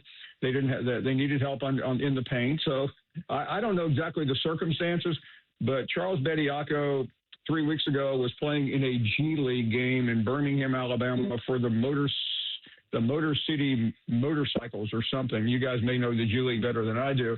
And he literally, got dressed and went straight to Tuscaloosa, which is 55 miles away, probably making a lot more money, undoubtedly making a lot more money. So once you see these cases, you start popping up. And now, in spite of all the screaming from coaches and ADs, the NCAA really is somewhat powerless, because if you adjudicate these in local courts, you're probably going to get a favorable ruling. The NCAA has endless number of cases going on simultaneously. And by the way, they weren't very effective in court on their best day. Yeah, Paul, Charlie Baker laughed at the theater of it all going on with basketball and college football and all these eligibility-related issues. The NCAA has no real teeth. The College Sports Commission was supposed to come in and do something. At what point do the coaches really band together from every major conference and try to figure something else out on their own? Because the government's not helping. The NCAA is not helping. It doesn't feel like the CSC's got any teeth to do anything. Well, what was so pathetic yesterday from Charlie Baker, he issued another meaningless statement, but the end of it was the most important. He ended the statement with the tired line of, "We now must go to Congress and get resolution." Well, I don't want to act like I'm a political scientist, even though I have a degree. And Congress will not help. There was never a better setup than January of 25 for Congress to enact. You had the president who was interested in college athletics. You had a Republican Senate and a Republican House of Representatives. And that was the moment in time. That has passed now. The president is still interested in college athletics, but on his terms, not the NCAA's terms. Congress will likely shift a little bit in the midterm elections, and it is just not going to happen. And when I say effort, we're talking tens of millions of dollars have been spent on lobbying, and a bill has not even made it out of a committee, which has to happen before it can even get to the floor, which if it passes the House, it still has to get 2/3 in the Senate. It's just not going to happen. ESPN's Paul Finebaum joins us every Thursday at this time on the Bryant Heating and Cooling Systems fan guest hotline. Earlier, Paul, we talked about some of the things the Texas AD came out and said this week. One of the things was that Texas is going to play their game with Ohio State next year. They plan on playing their game with Michigan moving forward, and a home and home they have with Notre Dame coming up. And I love that we're going to continue to have those games on the schedule. But do you think that would be the case if the SEC had not moved to a 9-conference game and 1 Power 4 game as well schedule every year? Yeah, I mean, I know what Chris Del Conte said, and I think we should applaud him, but I don't necessarily believe him because the game, nobody has a better argument against playing this game than Texas. And you guys all know what I'm about to say because of what happened last year. And I think as we move forward, and once that 9th game goes into effect this coming season, and if the CFP does not expand, you will see those games disappear. Not all of them, but some of them. And with and I know a lot of Big Ten fans go, well, what's the big deal about a 9-game season? We do it. Well, that's a little bit different. I mean, there's no question the Big Ten is elite at the top level. But I would argue that when you play in the SEC, schools 12, 13, 14, 15, and 16 are probably a little more challenging than 15, 16, 17, and 18 in the Big Ten. And the SEC coaches are going to rebel. A lot of even though that move was made last year, a lot of SEC coaches and ADs are not happy about that 9th game without something in return. And so far, they have not gotten anything in return other than more money from ESPN. Yeah, Paul, I looked to Ohio State's future schedules. You got a home and home scheduled with Georgia, and then a home and home scheduled with Alabama the next 2 seasons, and then a home and home with Georgia. Is there any confidence from your part of the country that those games will actually happen? Yeah, I think I sincerely doubt the Alabama game is going to happen based on what I've heard from Alabama's AD. He's got a shaky situation there anyway with a coach who is in trouble. Georgia might do it because they're a little more in tune and aligned, but I really don't think we're going to go too far and see those games. And I know what Ross Bjork has said, and I know what Del Conte has said, and other ADs have said, but the reality is that 9th SEC game is going to be very costly for a lot of programs. LSU recently came under scrutiny from the College Sports Commission on some NIL deals that were happening within the program. One question, and I don't know if you have any idea on this, did that stem from all of the stuff with Dabo and Ole Miss and LSU and all of that with that area or that situation right there? And 2, are we confident that the College Sports Commission is so efficient that they looked at these deals already and said, oh, yeah, they're all on the up and up? I believe the case with LSU dealt with the Washington quarterback, if you remember, about 4 weeks ago. He was on the verge of leaving. The Dabo case is interesting. It created a lot of news. But no, I have no confidence at all that the College Sports Commission is going to be able to do anything. I think they looked into it because they have to. I mean, they have a staff there that probably gets paid. So they shuffled some paper around and they came up with a stamp of approval. But listen, there's no enforcement going on right now in college athletics. And quite frankly, there hasn't been for some time other than the eligibility issues, which is a little bit different than enforcement because the NCAA just simply does not want to get into litigation. And most of the time they will lose now. So in other words, they're just looking the other way. What Dabo said in principle was correct. But until something happens, which it won't, it's just a bunch of sound and fury signifying nothing. Yeah, it's a Wild West that looks to only get wilder. Paul, thanks so much for the time. We greatly appreciate it. We look forward to talking with you next week. My pleasure. Thank you very much. He joins us courtesy of the Bryant Heating and Cooling Systems Fan Guest Hotline. We'll do Thing or Not a Thing coming up next. Bishop and Friends on the Fan. File with TurboTax on Intuit Credit Karma. They help you get your biggest refund, and then they help you do more with it. Start filing today in the Credit Karma app. This is the Daily Show with Coach Jake Diebler, brought to you by Encova Insurance. We see what Tayson Chadman has done, especially in the offensive end, the last two games. Is it as much as confidence seeing the ball go through the hoop for him, Jake?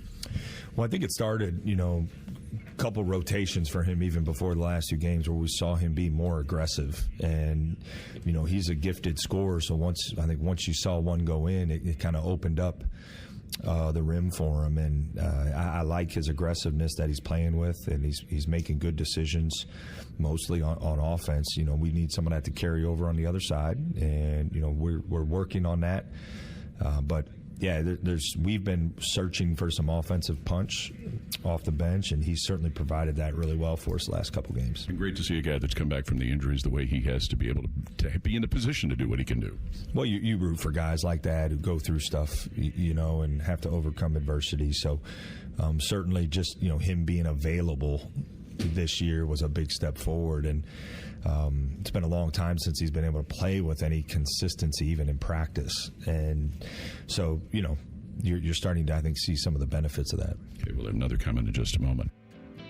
Hi, I'm Archie Griffin, two-time Heisman Trophy winner. The right coverage can be a game changer, both on and off the court.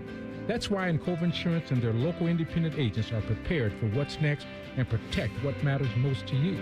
Whether that's your home, car, business, or family, Encova's got your back with a policy that fits you perfectly.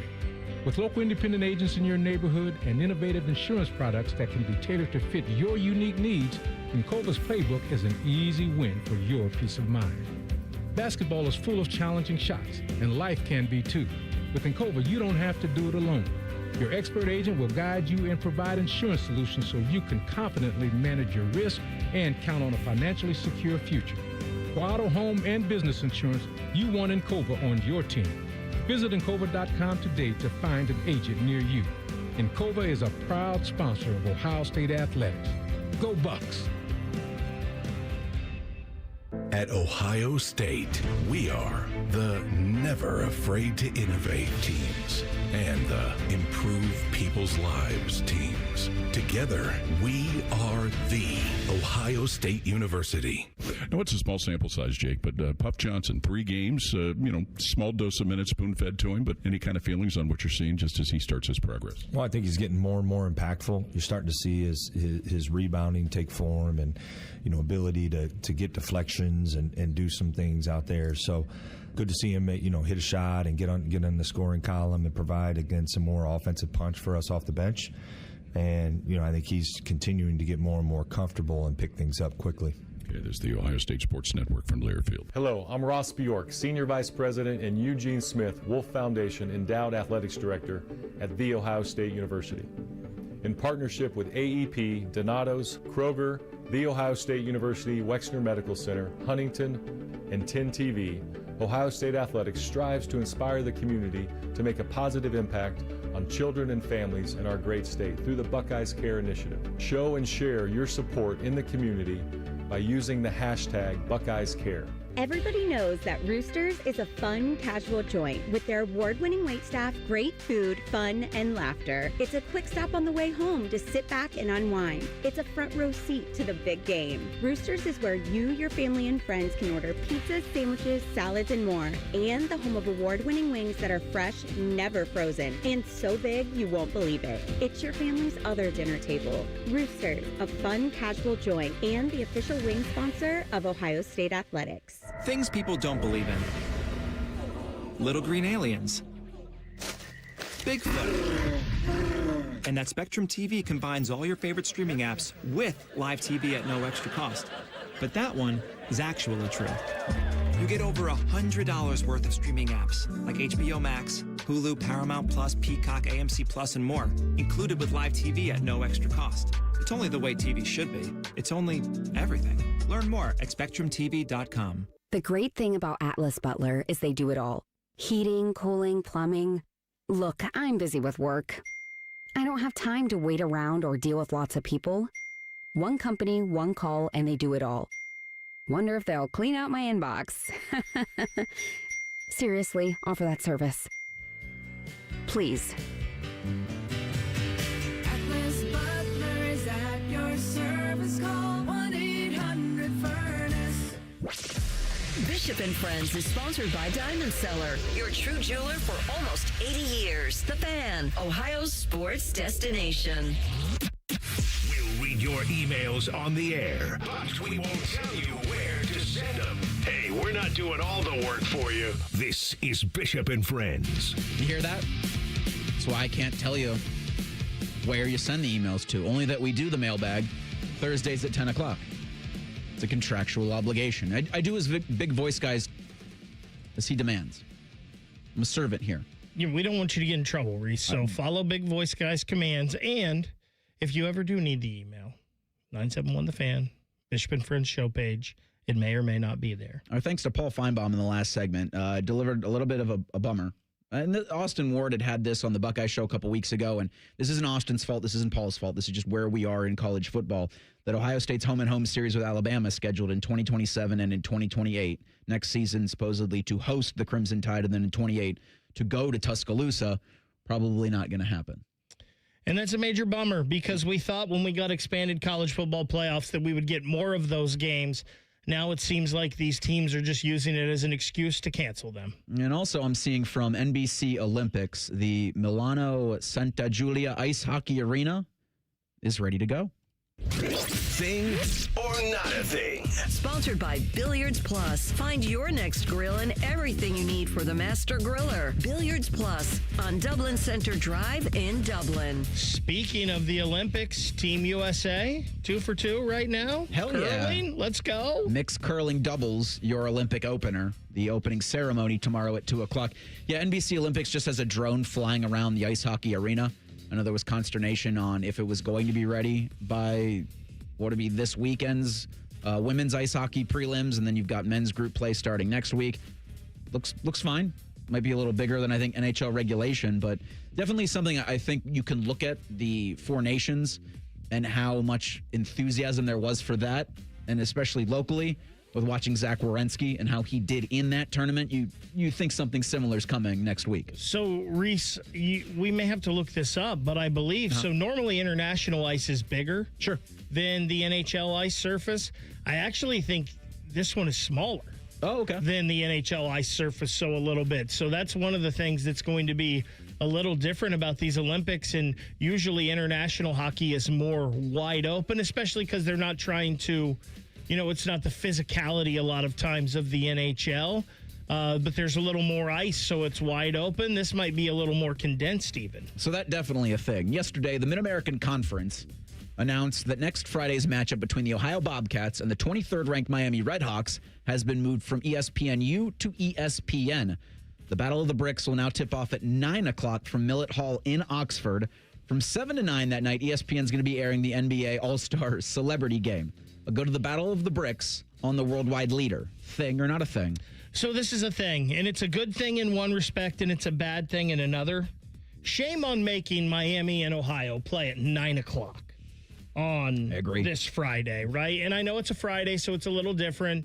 You're heading into the weekend, but Friday the shame 13th. on you for making them play at 9 o'clock. That's just ridiculous, having those two schools. But it's a really good thing for both, because Ohio University basketball has had some pretty good teams over the past few years. And this Miami team might be the story of college basketball this year right now. It's definitely the feel-good story, as they are 23-0.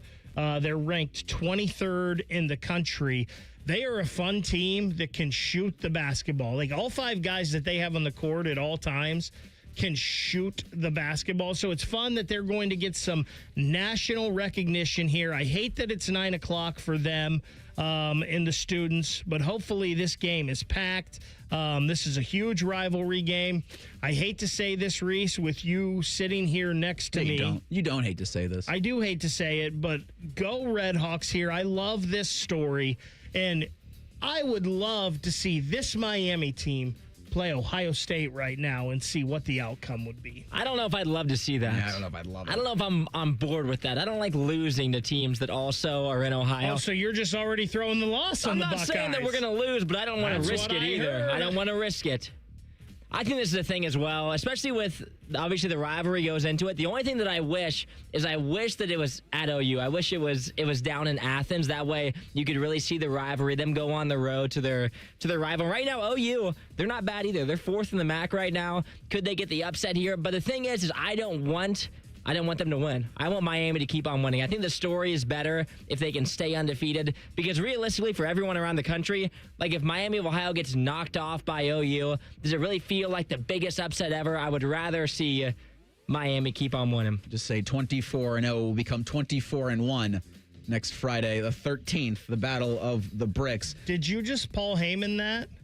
The 1 and 22-1? Sure. With Brock Lesnar ending the streak at WrestleMania? I didn't mean to talk about, the dead man streak going down, but I'd like to see my Bobcats make the longest streak right now in Mid-American Conference history in terms of starting a season is owned by the 2025 Miami Redhawks. ESPN's Jeff Passan broke this last night.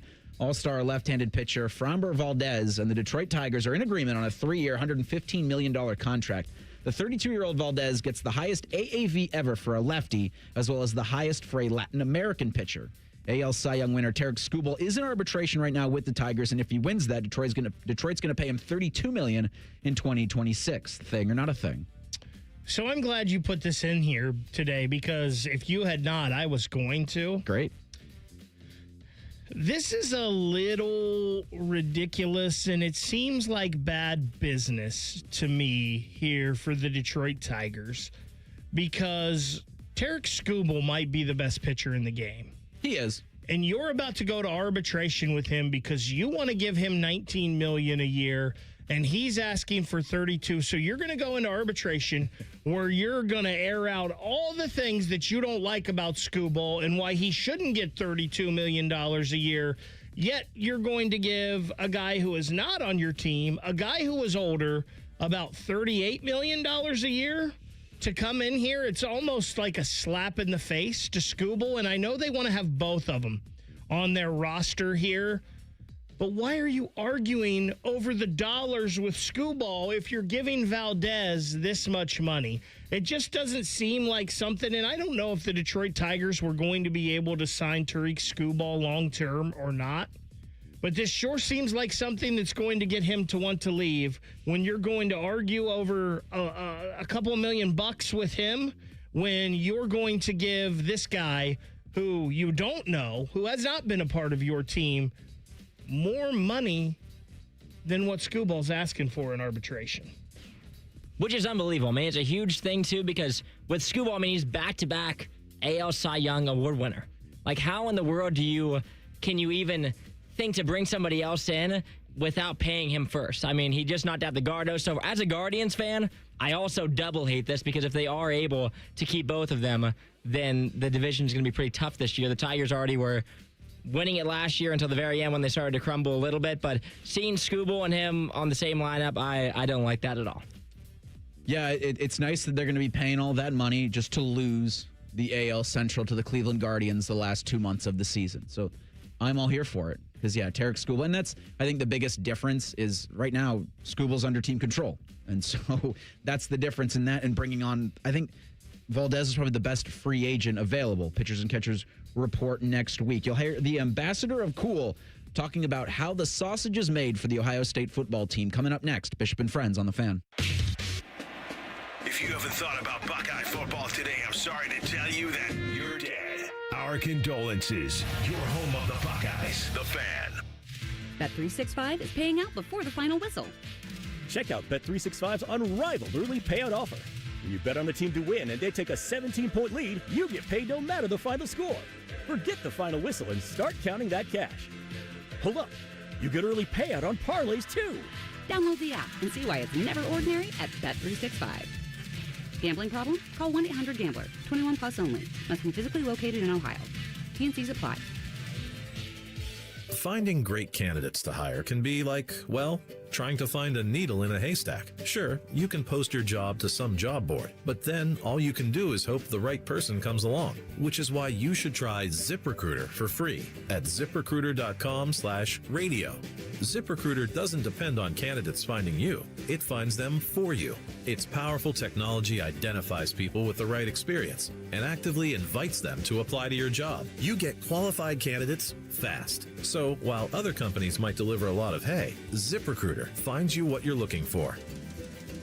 The needle in the haystack. See why 4 out of 5 employers who post a job on ZipRecruiter get a quality candidate within the first day. ZipRecruiter, the smartest way to hire. And right now, you can try ZipRecruiter for free. That's right, free at ZipRecruiter.com/radio. That's ZipRecruiter.com/radio. ZipRecruiter.com/radio. ZipRecruiter. I'm Leslie from Pella Columbus. And I'm Wilson from that other window place. So let's talk price, Wilson. Let's talk about the price, Bob. I hear it a lot. Leslie, aren't Pella windows a bit more expensive? The actual retail price is. But we're not. We've got 5 different window lines for the $300,000 to the $3 million home. All are Pella Elite. Oh, so when I get on the show, I'm going to have to bid lower. That'll come in super handy someday. Get the windows that Columbus homeowners rated the leading window brand at PellaColumbus.com. Hey, everybody, it's Berm. Look, the big game is coming up, and that means there's parties, food, drinks, and fun, but that's a recipe for disaster if you're trying to lose weight. That's not the case with Awaken 180.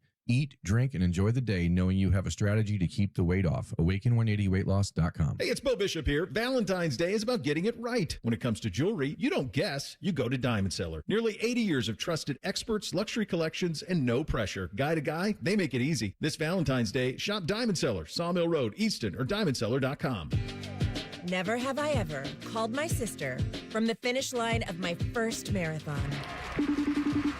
Hello? You won't believe where I am. Are you running? Mile 26.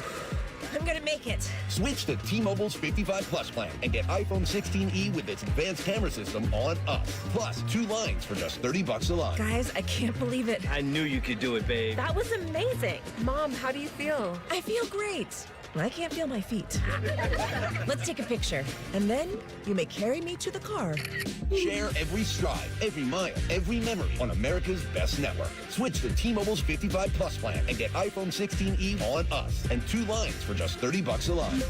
With 24 monthly bill credits and 2 eligible port-ins on Essentials 55 Plus for well-qualified customers with autopay plus taxes, fees, and $35 device connection charge. Credits end and balance due if you pay off early or cancel. Contact us. Finance agreement 128 gigabytes, $599.99 required. Best mobile network in the U.S. based on analysis by Ookla of Speed Test Intelligence data 1H 2025. Visit T-Mobile.com. Do you suffer from leg pain, leg swelling, varicose veins, or leg ulcers? Dr. Barry Zeta and Dr. Joseph Senta at Ohio Vein and Vascular Polaris are pioneers in the vein and vascular field.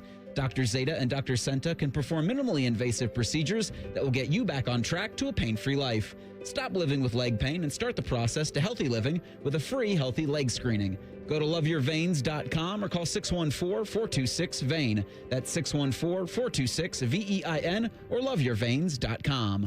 Broadcasting live from the McDaniel GM Superstore Studios. Driving excellence since 1916. Chevrolet. Together, let's drive. WBNS HD1 Columbus. Good morning, I'm Eric Reiser. The basketball Buckeyes are on the road Thursday. The 9th-ranked Ohio State women's squad is at number 24 Washington tonight at 9 o'clock. Tyler Danberg will have the call over on the Fan, too. That's 1460 on the AM dial with coverage at 8:45. Jake Diebler's squad is at Maryland tonight at 8:30. You can hear that one on the Fan with coverage at 7:30. Buckeyes will host number 2 Michigan on Sunday. In the NBA, the trade deadline's today at 3 o'clock. The Warriors acquired Kristaps Porzingis today in a deal with the Atlanta Hawks. The Cavs swapped Darius Garland with James Harden from the Clippers earlier in the week. No word on when Harden will make his Cleveland debut. Cavs are at the Kings on Saturday. In the NHL, the Blue Jackets are off for the next 3 weeks. CBJ entered the Olympic break on a 7-game win streak after blanking the Blackhawks last night. Jackets 2 points out of a playoff spot. They'll return on February 26th in Boston. This update is sponsored by Eco Plumbers. Get $500 in free plumbing services when you buy a new water heater. Visit geteco.com and book today. Find us on YouTube. Search WBNS Radio and you can see what Bo looks like. But only if you subscribe. This is Bishop and Friends. Yes, it is. Reiser and Baker along with Isaiah on a Thursday edition of the program. Bo Bishop trending in the right direction. I will upgrade him to probable for tomorrow's show. That's good. I'm not a doctor. He has not been downgraded. In discussions with him, I would say now it's an upgrade. So we'll hopefully have him back for Friday. Bo seems optimistic about his chances for playing tomorrow. All right. Chris had asked on the YouTube chat in the last segment about the Miami Redhawks odds to win the national championship in college basketball. And I looked at FanDuel, and it's plus 50,000. In case you were wondering, Ohio State plus 25,000 to win the basketball championship. Arizona, so it's the Wildcats and the Redhawks, the only 2 unbeatens in college basketball. Arizona's plus 450, Michigan plus 500, Duke, Illinois, Houston, Florida, and Connecticut after that. Tell me there's a chance. There's a chance. It's worth a $10 lottery ticket, right? A little bit of a flyer. I think for Miami, it buttresses the point that we make about how the MAC's a 2-bid league. It's not been since 99 where the Mid-American Conference put 2 teams in. But in case you missed the news, the 23rd ranked Redhawks are 23-0 on the season. They'll have the Battle of the Bricks in Oxford next Friday. That game got moved to ESPN. So the big boy broadcasting station is going to be playing some big boy college hoops. But right before it is the NBA's All-Star Celebrity Challenge. I think like Shams is doing that. Maybe it's not Glorilla, but the lineup for that All-Star Celebrity Challenge leaves the most to be desired, as does most All-Star festivities. We had talked with Paul Finebaum in the last hour of the program, and anything that you miss from this show is available on YouTube. It's also available wherever it is you get your podcasts, about Ohio State and their home-and-home series 27-28 against Bama at Bama, 2030, 2031 against the University of Georgia. And he feels that the Bama series won't happen and that somehow, some way, Bama will ask out of that, which is disappointing. We had comments by Chris Del Conte, the athletic director at Texas, from yesterday saying, quote, "I prefer to preserve the regular season by playing great games and not dumbing down your schedule and playing nobody with the hopes that you can get in the playoff because you played nobody," end quote.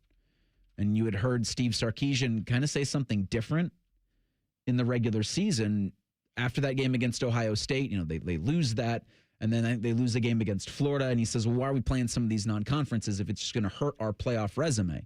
So, well, sir, win the game.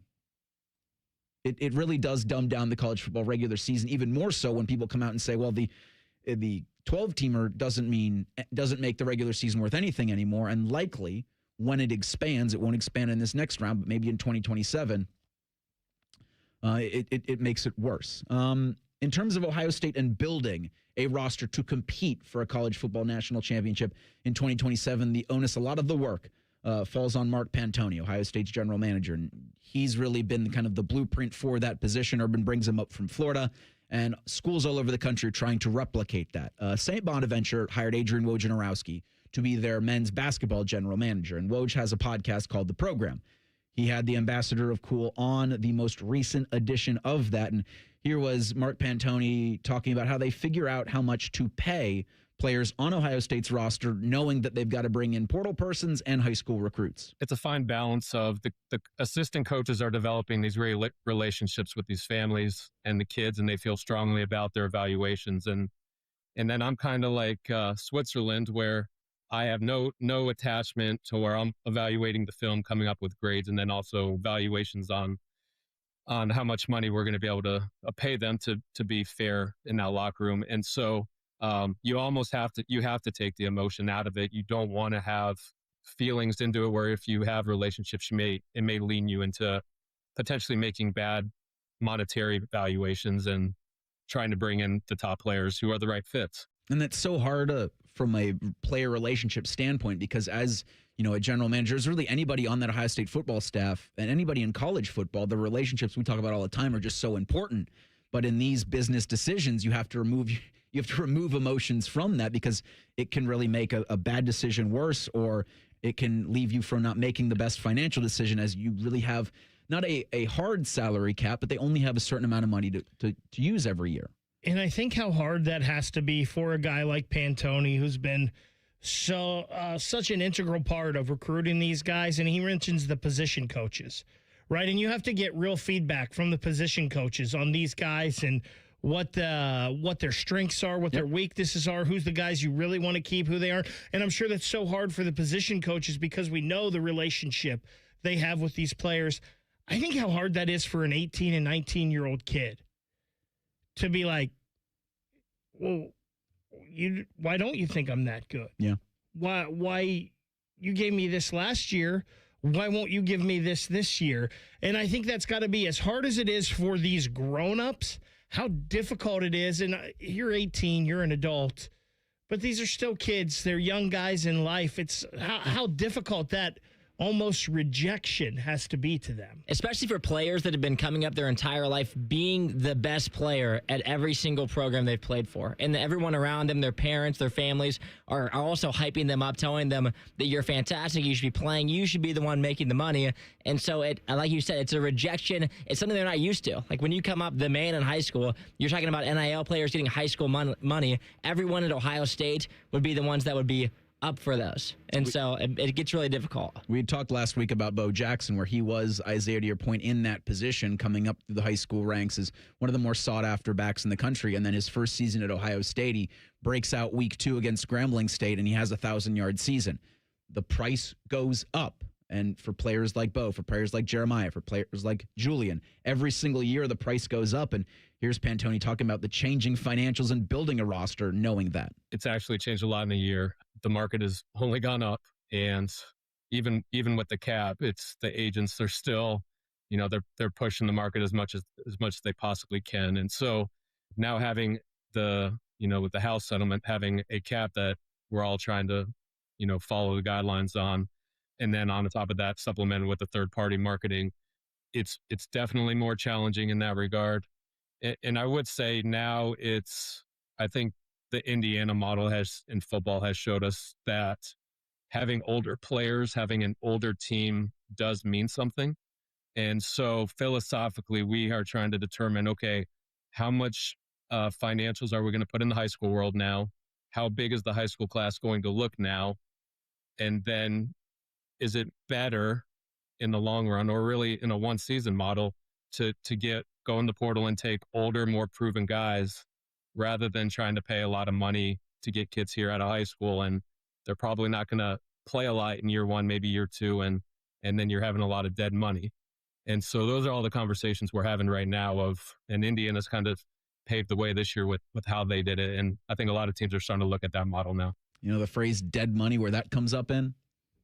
National Football League. It's insane, the professionalization of this. And go ahead. When he talks about this, I immediately think of Quincy Porter and Mylan Graham, right? Like Jeremiah Smith and Brandon Ennis are going to be starters on this team. Do you give these guys money for their potential, or do you think the potential was greater with a Chris Henry? And then to a lesser extent, I think of Aaron Scott and Bryce West on the back end. We know Devin Sanchez and we know Jermaine Matthews are going to be 2 of your starting quarterbacks. You brought in an Earl Little to maybe be that nickel. Only one of Bryce West and Aaron Scott could possibly start, if either of them would start. How do you give them the money when you just don't know, especially when you already have established starters? It's such a different way of thinking for Ohio State, because it's always been at Ohio State, you recruit the best, you bring them in, you have them all here, and I don't know if it's as big of a change for Ohio State and Ryan Day and Mark Pantoni as it is for us, the fans, thinking, why are all these guys leaving? We're supposed to have all these guys. We're supposed to have all the depth. It's just not going to be that way anymore. Yeah, the way things were is the way things were. The way things are is not going to be the way things go. And this time next year, it probably won't be as different of a way to build a roster as we've seen in the last 2 seasons. Just how wildly different it is to build a national championship contender. But things are absolutely going to change. And Mark Pantoni talks about how Ohio State's going to build the roster moving forward. I think at the end of the day, like you said, culture is number one. That's how teams win, is the culture in that locker room. So we do want to have a strong foundation with the high school kids in the development of them as your core foundation. And then use the portal as a way to supplement and fill holes, ideally just almost as starting levels. And we're not trying to go in the portal to fill depth spots because, like you said, you're going to have to overpay in the portal regardless. So we'd rather have the young high school guys ready, as the backup or the threes, if there were injuries or something were to happen, to be ready to play. And that's why we recruited them to begin with, is because we believed in their talents and they're a great fit in that locker room. So it's a little combination of both as best as we can do it. I think the hard part we felt this year was the guys who just finished year one and going into year two, who may not have played a lot, but the market has dictated maybe some potential increases they thought they deserved, and without a lot of production behind it. And that's where we had to make some really tough decisions. He speaks a lot to those guys who didn't see the field much and decided that they were going to go find greener pastures. And you wish the best for those guys. You wish really the best for everybody in this situation, because it's all absolute chaos. It's so reactionary, where I wonder how many teams you see go right back for the Miami model, right back for the Indiana model, to use a better analogy, because Indiana won the national championship, or try to stick with what Ohio State's doing. And really, Ohio State, one of only a few programs that can do it the way the Buckeyes have done it, where you get the top recruits out of high school and then you make proper portal acquisitions and you're competing for national championships every single season. And I've said this before, I don't know if the way Ohio State has done things isn't the right way. I feel like the total overhaul of your roster every year is not good for your teams in the long run. We've seen Colorado do it. There hasn't been a ton of success. We've seen other teams do it with not a ton of success. Now, where you have seen the success is where a new coach has come in and he's brought his guys from his previous place with him. So there's already a culture that they understand. They're already used to his way of things. I think it's going to be very interesting to see what Indiana looks like now that the James Madison era of Curt Cignetti is kind of worn off. And I think they're going to be okay, because the guys that they brought in have been able to learn and adapt to Curt Cignetti, and I think they're going to be fine. They've had those James Madison players there, as you have said before, Reese, teaching them how to dog. Mm-hmm. They've been there to help them along the way. But I do wonder if Indiana takes a slight step back this year with those guys being gone. How are you not ready for the biggest game on the planet? That's next. It's Bishop and Friends on The Fan. Big Voice Guy here to remind you that you're listening to The Fan, Ohio sports destination. Okay, thanks. I have 3 more seconds.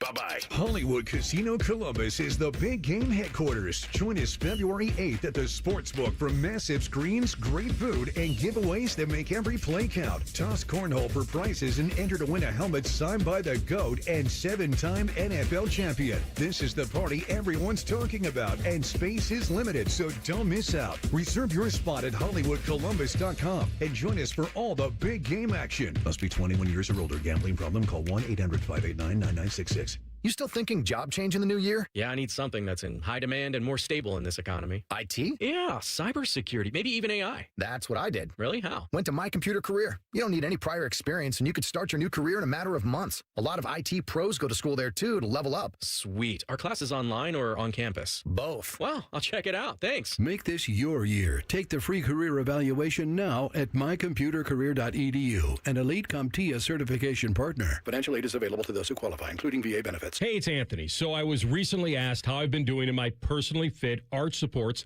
from the Good Feet store. And I paused and I said, you know what?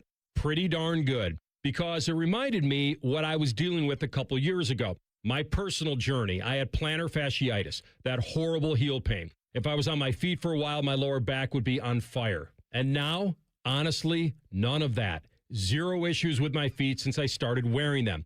I have my Good Feet arch supports in every day. I feel supported. I feel aligned. And now that I feel better, it's made all the difference. I want to work out more. I want to go out more. Just be more active. I'm telling you, over the last couple of years, my health, my energy, my quality of life has all been affected in a really positive way. They've really helped me keep the pain away. The guys ask me all the time, do I really have them in today? Yes, I do, and I'll take my shoes off upon request to show you. Go take the free test walk. The Good Feet store on Polaris Parkway and Stringtown Road in Grove City. Get started at goodfeet.com. Most people don't think about their garage door until it stops working. Hi, I'm Tommy Mello, owner of Don's Garage Door Service. A noisy garage door is a cry for help. Most repairs are simple, but if left untreated, they can turn into costly repairs. Your garage door works hard every day, and a little maintenance goes a long way. We fix garage doors fast with quality parts designed to last a lifetime. There's never a good time for your garage door to break, whether you're rushing to work or you're trying to get the kids to school. We know how much you rely on your garage door. That's why we offer same-day repairs, because life doesn't wait, and neither should you. Over 90,000 five-star reviews don't happen by accident. They happen by putting people first. Fixing your garage door is what we do, but making your life easier and your home safer is why we do it. Families trust us because we deliver, and we'd be honored to earn your trust too. From repairs to upgrades, call Don's Garage Door Service today. Common Man has hosted shows with radio royalty, Spielman, Tor, T-Bone, just to name a few. So listen to his new show with Timmy Hall. If man can pull this one off, he's a miracle worker. Common Man and Timmy. Weekdays at 3. The Fan. Hello, it's John Kozik, founder and president of TurboTrack Realty, and I buy real estate as is fast for cash. Give us a call today for an all-cash offer at 614-470-2000, 614-470-2000. I buy vacant properties, inherited homes, divorce situations, death in the family. I even buy my tenants won't pay me the rent houses. Give us a call today for an all-cash offer at 614-470-2000, 614-470-2000. Black history is American history, and this Black History Month, the Ohio Education Association believes every student deserves the right to learn the full story of the nation we share. I'm OEA President Jeff Wensing. In 33 years as a teacher, I've seen how honest, inclusive education helps students become critical thinkers and engaged citizens. This Black History Month, stand with the Ohio Education Association as we stand up for our students' freedom to learn. Fan weather. From the Logan AC and Heat Services Weather Center. Mostly cloudy skies for us today and chilly. Temperatures will be getting into the low 20s and our feels like could be into the negatives. As we go into tonight, expect skies to be mostly cloudy with temperatures in the teens. Friday, snow develops as we go into the morning, becoming a little bit heavier as we go toward the lunch hour. We could see 1 to 2 inches possible. Daytime highs will be in the mid to upper 30s. For the Fan, I'm meteorologist Meredith Garfalo with the 10 Weather Impact Forecast. All the Ohio State conversation you can handle. The Buckeye Show. Weeknights at 6. Your Ohio State flagship station. The Fan. Connect with the show on X at 971BFS. Jump in our YouTube chat or just send a raven. You're listening to Bishop and Friends. Reiser and Baker with you on a Thursday edition of the program.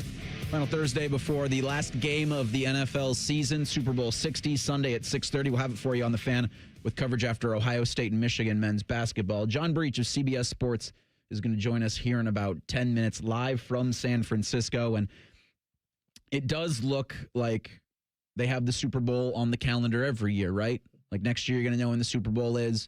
This year, you knew when the Super Bowl was this time last year. And so I looked to Fanatics, who is the official licensed retailer for the NFL, and wonder, how did you not have enough Patriots or Seahawks jerseys? I guess that's been one of the main problems over the past couple of weeks with those two fan bases trying to buy uniforms for their playoff run in the Super Bowl. Well, Fanatics was out, and the things Fanatics was selling were trash.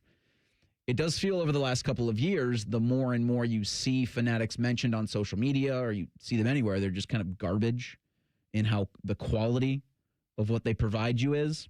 This from Fanatics yesterday. NFL fans, we've seen your jersey feedback, and we take it very seriously. We've let Patriots and Seahawks fans down with product availability, and we own that, and we are sorry. This Super Bowl matchup has created unprecedented challenges for us because of the massive surge in demand we saw from Patriots and Seahawks fans. Both teams went from missing the playoffs last season to being in the Super Bowl, an incredibly rare occurrence that led to two fan bases buying nearly 400% more jerseys since Thanksgiving of last year. Sorry, we didn't know. Oops. Here's your comically overpriced item. It just might not be delivered on time. So I have a couple of things in here. If you're a true Seahawks or Patriots fan, don't you have their jerseys before you end up at the Super Bowl and before you have this great run? I guess, but if you want the Super Bowl patch, right, on the jersey of your favorite player from this, like you want a Darnold Super Bowl jersey. And you probably don't have a Darnold jersey. Like maybe you got like a Russ do one. Not have a Darnold you didn't like jersey. go into the season and be like, you know what, I'm going to preemptively buy or the Sam Drake Darnold. May icy white Super Bowl jersey. And you want that for the big game? That's fair. But I mean, you don't need your jersey with the Super Bowl patch for the Super Bowl, right? Like if you get a jersey with a Super Bowl patch, isn't that for the future? I don't know. My team's never been in the Super Bowl. They will never go to the Super Bowl, so I don't know what that feels like. Ain't that the truth? It is. I do, and I get like, oh, we don't want to mass produce all these things and then we don't sell them. But isn't this what we used to do? Like both teams have Super Bowl winning championship shirts already. And the one team that doesn't win, they're going to ship those overseas somewhere. And people that are less fortunate are going to have brand new T-shirts, whether they're correct or wrong. So I don't understand what you're doing here, Fanatics. Let's overproduce. And I don't even know if it's overproduced. Just have enough ready. It did not get caught not get caught with your pants down on the Super Bowl, the week of the Super Bowl. Because there are images of people going around the NFL shops in the Bay Area where Super Bowl 60 is going to be and just looking at patches not properly on some of the jerseys and just the poor quality that Fanatics has really been known for over the last couple of years. It seems as they've gobbled up a lot more licensing deals with a lot more leagues. One of the things you get with monopoly type industry, when you're having these companies buying all these other companies, what's the point of putting out a quality product when you're the only product? Yeah, Phil Castellini. I thought it was also interesting. They were going around trying to find and get all the counterfeit gear that's being shopped around the San Francisco and the Bay Area right now. Well, listen, if Fanatics can't give you enough, come on, give me the counterfeit stuff. The guy in the van probably has like 1 million jerseys. He has unlimited stock. The quality there might be even better.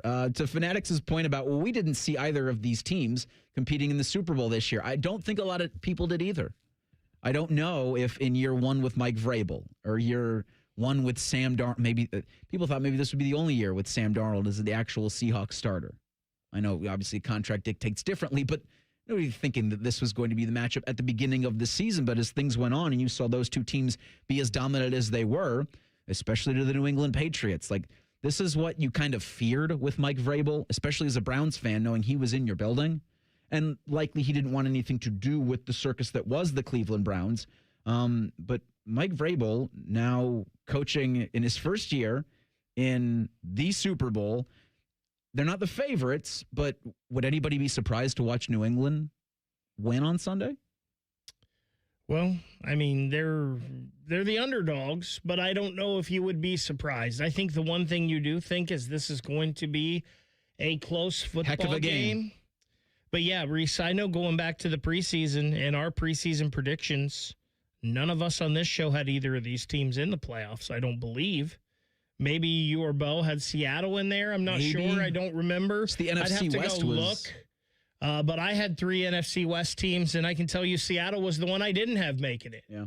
And a bad job out of me with the Arizona Cardinals. But just a tremendous coaching job by both of these head coaches. I don't know with Mike McDonald and Mike Vrabel and Liam Cohen and Ben Johnson, I don't know how you vote on Coach of the Year this year because all of them are just tremendous jobs. Yeah, I think with, certainly mine would go to Mike McDonald because of how deep the NFC West was and how I expected them to be third in that. Certainly You'd thought the AFC East is a little bit more winnable for the Patriots. I think it goes a lot back to Drake May and how he's performed in just his second season. He was dealing with a injury to his throwing shoulder that he suffered in the AFC Championship game, but he was a full participant yesterday at practice, and it feels like he'll be fine for Sunday's game. Sam Darnold on the other side said his oblique was fine. He was limited on Wednesday. Again, I don't know how much you're going to be putting into a Wednesday practice report, but back to Drake May for the New England Patriots. Vrabel talking about his quarterback. I mean, there'd never be another Tom Brady. I'm not into comparisons. I'm excited. I've said this. There's a large part of why I'm here is because of Drake May being the quarterback here and me wanting to coach him and be a part of this organization. So I'm excited for his growth. I'm excited for what he's done, and I'm excited for what he's going to do. I wouldn't hate watching the Patriots win because it would see Mike Vrabel hoisting the Lombardi. It would include Travion Henderson being a Super Bowl champion in his rookie season. I also wouldn't hate Seattle winning it because I would like to see Jackson Smith-Njigba, who's probably the NFL Offensive Player of the Year, hoist the Lombardi. And he's been electric, and he'll need to be great again if they're going to beat the New England Patriots. And so back to Vrabel and the coaching journey that he's taken, which has included stops in Ohio at Ohio State and in Berea for the Cleveland Browns, about where he is now, the precipice of immortality. From all my different stops, there's a lot of stops, and everybody has a journey to this league, and my journey has included a lot of different places. And again, I've always said this, that thankful to get my start in the NFL with the Pittsburgh Steelers organization, with Bill Cowher, the Rudy family, to be able to come to New England to be a player here with Bill and Mr. Kraft, and even the time I spent in Kansas City, then the opportunities to coach at Ohio State. So you try to learn and try to pay attention and focus and learn each stop along the way. But then again, you have to make it your own style. So there's things each and every week that I'll draw on. They'll draw on things that we did in Tennessee that we liked or that I thought maybe resonated with the players. So constantly trying to draw on things to help us. And that's what you want, is a coach. And I don't know, he mentioned all the stops there. Ohio State, the Pittsburgh Steelers, the New England Patriots, the Kansas City Chiefs. I don't know how many failures Mike Vrabel has had in his life. Even in Tennessee, you were like, what the heck are you firing this guy for? Yeah, it wasn't on him. Why would you do this to him? So I don't know how much failure Mike Vrabel has had in his life, but that's what you want in a head coach, is a guy that has all kinds of different experience, and a lot of his experience has been at winning organizations, and a guy that can pluck from things he learned here from this guy and things that he saw over here at this place. And when he came up here, and even if it's what not to do, which he probably saw a lot of that in Cleveland last year, and things that he doesn't want when he comes back and gets a head coaching job again.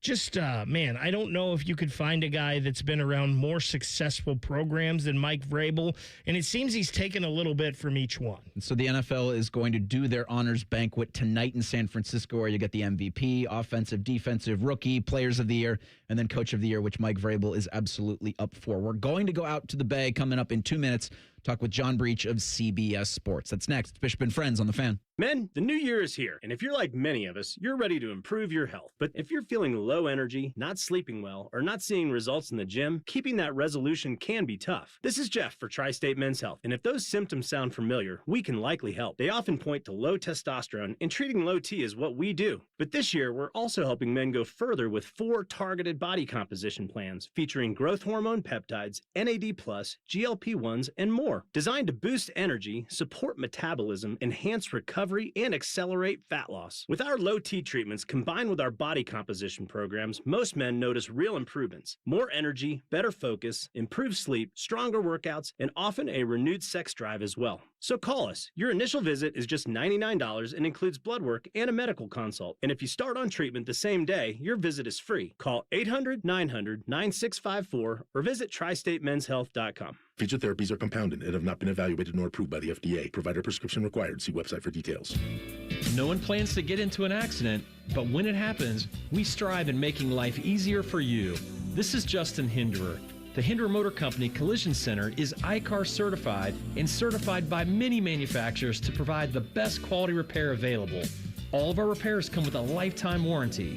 We have our own 24/7 towing service, so you never have to wait. Plus, we offer on-site rental cars for every lifestyle. At Hinderer Motor Company, we love what moves you. Steve here from USA Insulation. Let me ask you a question. Do you know why your thermos keeps your coffee hot? Because it's insulated with foam. So let us do the same thing and insulate your home with our premium foam for only $99 a month, interest-free. The cold weather's here. There's nothing better than sitting in a warm, comfortable home with your loved ones and keeping that cold, drafty air outside. So make the call today, 529-2440, 529-2440 or usainsulation.net. USA Insulation. It's almost Football Friday. All play and no work. Sponsored by Tansky Sawmill Toyota. Your home for football, The Fan.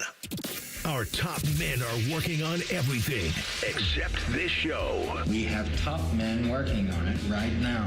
Who? Top men. You're listening to Bishop and Friends. And we can say Super Bowl because we've got it on The Fan. Sunday at 6:30. Coverage after Ohio State and Michigan men's basketball. Seahawks, Patriots, Seattle, a 4.5-point favorite as of reading the favorite this morning. We go out to one of our favorites who is in the Bay Area. John Breech of CBS Sports joining us courtesy the Bryant Heating and Cooling Systems fan guest hotline. John, thanks so much for giving us the time this morning. Before we get into the big game on Sunday, who, in your opinion, of the 10 teams that experienced a coaching change, who won the NFL's coaching carousel cycle? Like the Giants made a good hire, like John Harbaugh. I think that was probably the one where you say it felt like the safest hire. So I would put them up there because I do feel like they have a solid team, and they are someone who could be a coach away from competing for a playoff spot. I didn't hate the Steelers hire as much as a lot of people did. I feel like that one got a lot of negative flack for bringing in Mike McCarthy, but I feel like he has a solid track record. You saw what he did in Dallas, winning 12 games in 3 straight seasons. I like the Ravens hire. I think Jesse Minter could be good. I mean, really, the only mind-boggling one to me was the one in Cleveland with the Browns and Todd Monk, and it just, what is this franchise doing? You never know. It just seems like no one wanted the job. So can I just say the loser was the Browns, and everyone else was kind of 1A, 1B, 1C, 1D. Yeah, John, that perks up a lot of ears, especially here. Or perks up a lot of ears, I should say, here. What did you think was more confusing, their process or who they ended up with? Both. Well, I mean, the process seems confusing every time they're hiring a coach or literally doing anything. It's almost it's head scratching every time. You just wonder how the Browns keep doing Browns things. And I guess if you're the Browns, bringing in someone who knows the game well, like Todd Monken, and you just kind of need someone who can turn the team around. I don't think anybody's expecting him to go in there and win a Super Bowl in 2026. It's, can he get them to 6 or 7 wins? Then maybe get them to 9 or 10 wins. So I do think the one advantage of taking the Cleveland job is that there's just not a lot of pressure on you because you don't have to make the playoffs in year one. Todd Monken's not going to get fired if he goes 5-12 or 6-11. So I would say that is the one advantage, but it is, but everything the Browns do seems to be a little bit bizarre. John, Super Bowl 60 this Sunday night out in Santa Clara. We've got the Seahawks and the Patriots, 2 teams that I'm not sure at the beginning of the season anybody would have picked this matchup for the Super Bowl. But looking back on the process of these 2 teams and the seasons that they've had, should we have maybe seen this coming? I would say no one should have seen this coming. But I do think if you were sitting somewhere on September 1st and you kind of looked at what was happening, that the Patriots, I think a lot of people talked about as a dark horse playoff team, just to get to the playoffs, certainly not get to the Super Bowl. They spent a lot of money on free agency. They bring in Mike Vrabel, Drake May. You hope he can take that second-year leap, and all those things happen. Drake May looked great. The free agencies, the big additions, Milton Williams, guys like that, they paid off. And Vrabel showed why he is one of the best coaches in the NFL. And then I feel like when you look back on it, obviously hindsight's 20/20, but it just felt like the Seahawks were really slept on. This is a team that went 10-7 last year. So it shouldn't have been a surprise that they were going to be good. I think that 9 or 10 wins seemed like their floor this season. And I understand that they're in a tough division with the 49ers and the Rams, and I think that's kind of why they got overlooked a little bit. But they also went out and spent money in free agency. They hit some home runs in the draft with guys like Nick Emenwari. And so they just smart organizations that built their team intelligently, filled their needs in free agency, smart draft picks, and here we are with 2 Super Bowl teams that that are always seem to be good, successful franchises. Seattle, a 4.5-point favorite in this one, and Sam Darnold, I think, was one name that nobody had doing this with the Seattle Seahawks going to the Super Bowl, and especially with the journey that he's had. And for both of these teams, they've got guys that have been on really incredible journeys to land in Santa Clara for Sunday's game, but questionable with an oblique injury. What do you see, or what do you think you're going to see from Sam Darnold Sunday? I think Sam Darnold is going to play great. I think that the worry all season was, is he going to choke in a big game? Because that's what we saw last year when he was in Minnesota. We saw it in that Week 18 game against Vikings-Lions. We saw it against the Rams in that Vikings-Rams playoff game. And then you fast forward to this year, and he still was never great, even in the showdowns. I know they beat the Rams back in Week 16, the regular season, but Darnold threw 2 interceptions.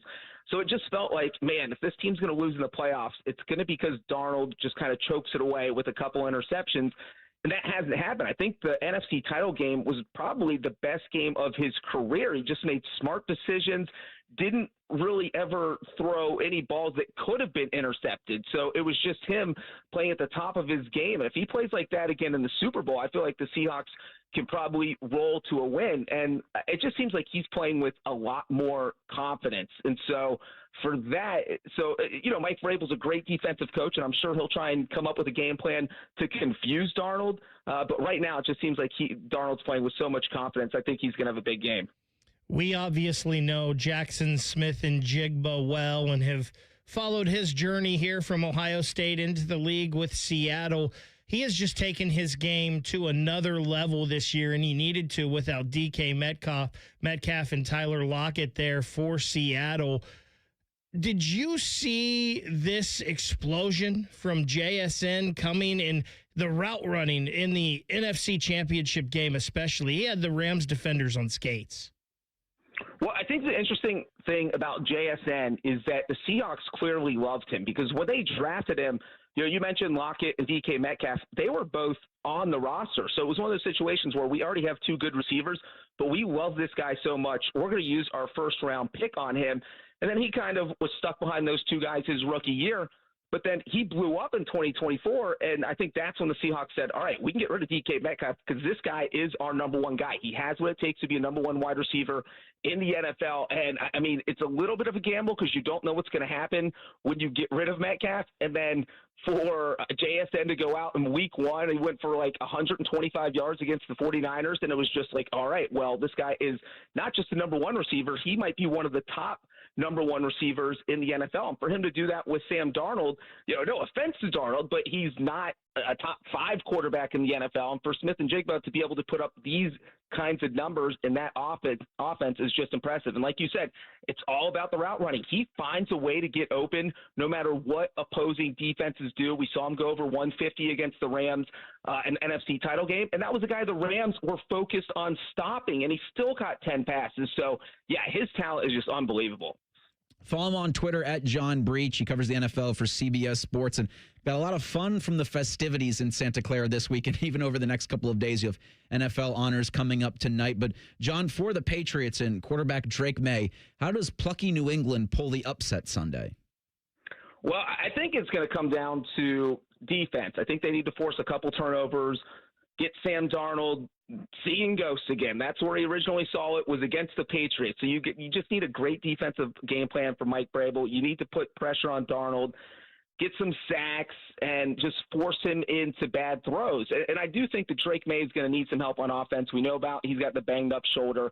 And even if he says it feels good, I don't think you really know until he's on the field. So the Patriots need to be able to run the ball because Drake May has gotten beaten up in the postseason. He's been sacked at least 5 times in every playoff game. I think he's taken the second most sacks of any quarterback in a single postseason in NFL history. So when your quarterback is getting beaten up like that, it's hard to win games. So, if this is another game where Drake May takes 5 sacks, I don't think the Patriots are going to win. So I think they've got to get the run game going, take some pressure off Drake May, and their defense is going to have to come up with some big plays and just force Sam Darnold into making mistakes.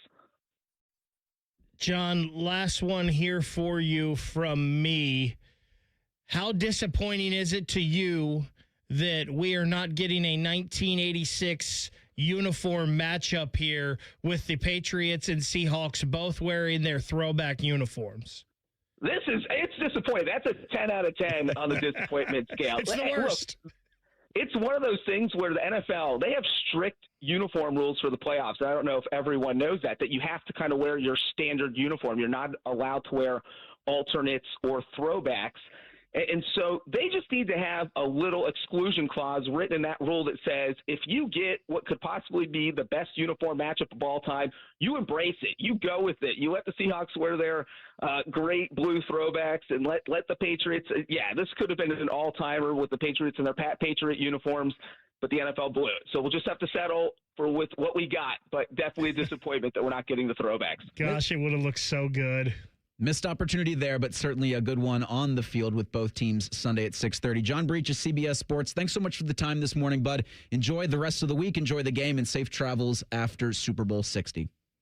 Thanks for having me, guys. And he comes to us courtesy the Bryant Heating and Cooling Systems Fan Guest Hotline. We'll do 3 things on a Thursday. Coming up next, Bishop and Friends on the Fan. File your taxes for free with TurboTax on Intuit Credit Karma. Just file on your own in the Credit Karma app by February 28th. Valid for those who didn't file with TurboTax last year. This Buckeye Football Impact Report is brought to you locally by Hyde Park Prime Steakhouse. On the Fan, Ohio sports destination. Ohio State football Impact Report.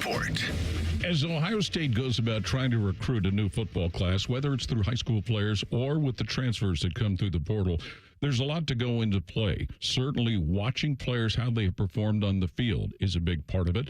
But establishing relationships is something we hear coaches talk an awful lot about when it comes to trying to make a decision on who they want to add. Mark Pantoni, Ohio State's general manager, talks about the importance of establishing those relationships. I mean, relationships are still very important, not only with the coaches, but also future teammates as well. If guys feel comfortable rather than if they're coming far from home and not knowing anybody, then it makes it a little bit more difficult. But if they build these relationships by going to different camps, meeting guys here when they come for games, they feel a lot more comfortable. They have roommates picked out, and it makes the transition for them a lot easier. This report is brought to you by Safelite Auto Glass. This is Paul Keels, and you're listening to the Ohio State Sports Network from Learfield. Hi, this is Paul Keels. This Buckeye season, don't let a broken windshield ruin your game plan. Safelite Auto Glass makes it easy to get your windshield fixed with their mobile glass shops all over Central Ohio. They can come to you anywhere, giving Buckeye fans more time for game time. OH?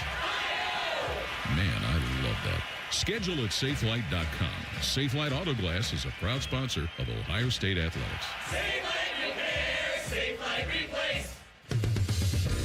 Buckeye fans, choose chill. Coors Light is cold lagered, cold filtered, and cold packaged for a smoother finish. It's got that crisp, refreshing taste that makes those moments when you choose to rise above the noise and choose chill even better. Coors Light is a proud sponsor of Ohio State Athletics, so crack one open and take a sip. Coors Light, choose chill. Celebrate responsibly. 2025 Coors Brewing Company, Golden, Colorado, beer. For over 37 years, Buckeye Nation has known Hyde Park Prime Steakhouse for serving the best steaks in the city. Our thick-cut, aged steaks are a staple in Columbus, with 3 locations in Upper Arlington, Dublin, and downtown. And just like the Buckeyes, we strive for excellence and an experience like no other. Hyde Park is proud to introduce the newly added wine room at our downtown Columbus location, where a new elegance in dining surrounds you, creating the ideal setting for any occasion or the perfect night out. Hyde Park is a proud sponsor of Ohio State Athletics. Go Bucks! Hello, I'm Ross Bjork, Senior Vice President, and Eugene Smith, Wolf Foundation Endowed Athletics Director at The Ohio State University. in partnership with AEP, Donato's, Kroger, The Ohio State University Wexner Medical Center, Huntington, and 10 TV, Ohio State Athletics strives to inspire the community to make a positive impact on children and families in our great state through the Buckeyes Care Initiative. Show and share your support in the community by using the hashtag BuckeyesCare. When you're hiring, have you ever felt like you're missing out on meeting truly great candidates for your roles? It seems impossible to find them, but they have to be out there somewhere, right? Well, they're not hard to find when you know where to go, and that place is ZipRecruiter. And right now, you can try ZipRecruiter for free at ZipRecruiter.com/radio.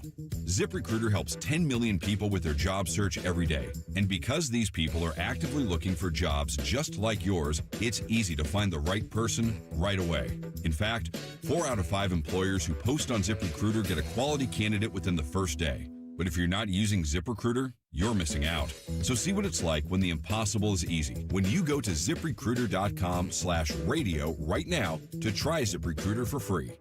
Once again, that's ZipRecruiter.com/radio.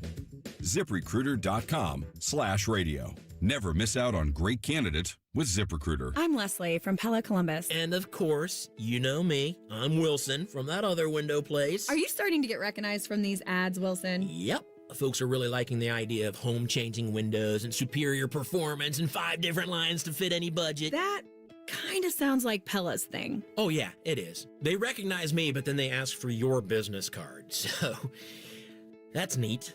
Get the windows that Columbus homeowners rated the leading window brand at PellaColumbus.com. Hey, what's up? It's T-Bone. Columbus, are you hungry? Well, it's a good thing Uber Eats has the best deals at all your favorite local restaurants. Like this great deal at El Vaquero. From now until March 31st, you can get a buy one, get one free quesadilla deal, all on the Uber Eats app. That's good for me, but I need to figure out what everybody else is going to eat. So next time you're craving a great meal, don't overthink it. Just get on the Uber Eats app and save big with a great deal. Order now only on Uber Eats. Terms apply. See app for details.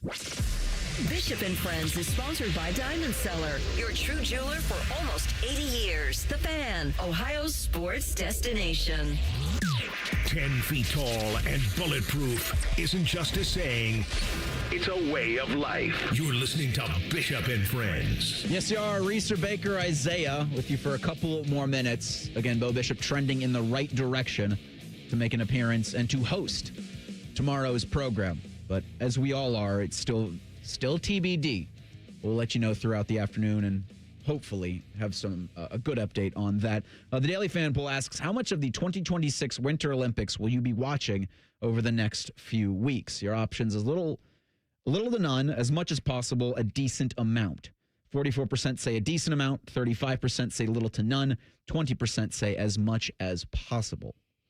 I will say I'll be tuned into the hockey, especially when Team USA is out there, and maybe a little bit when Latvia. I think that's cool that Zach and Elvis will play each other in the opener, but I don't know how much I'll be tuned in.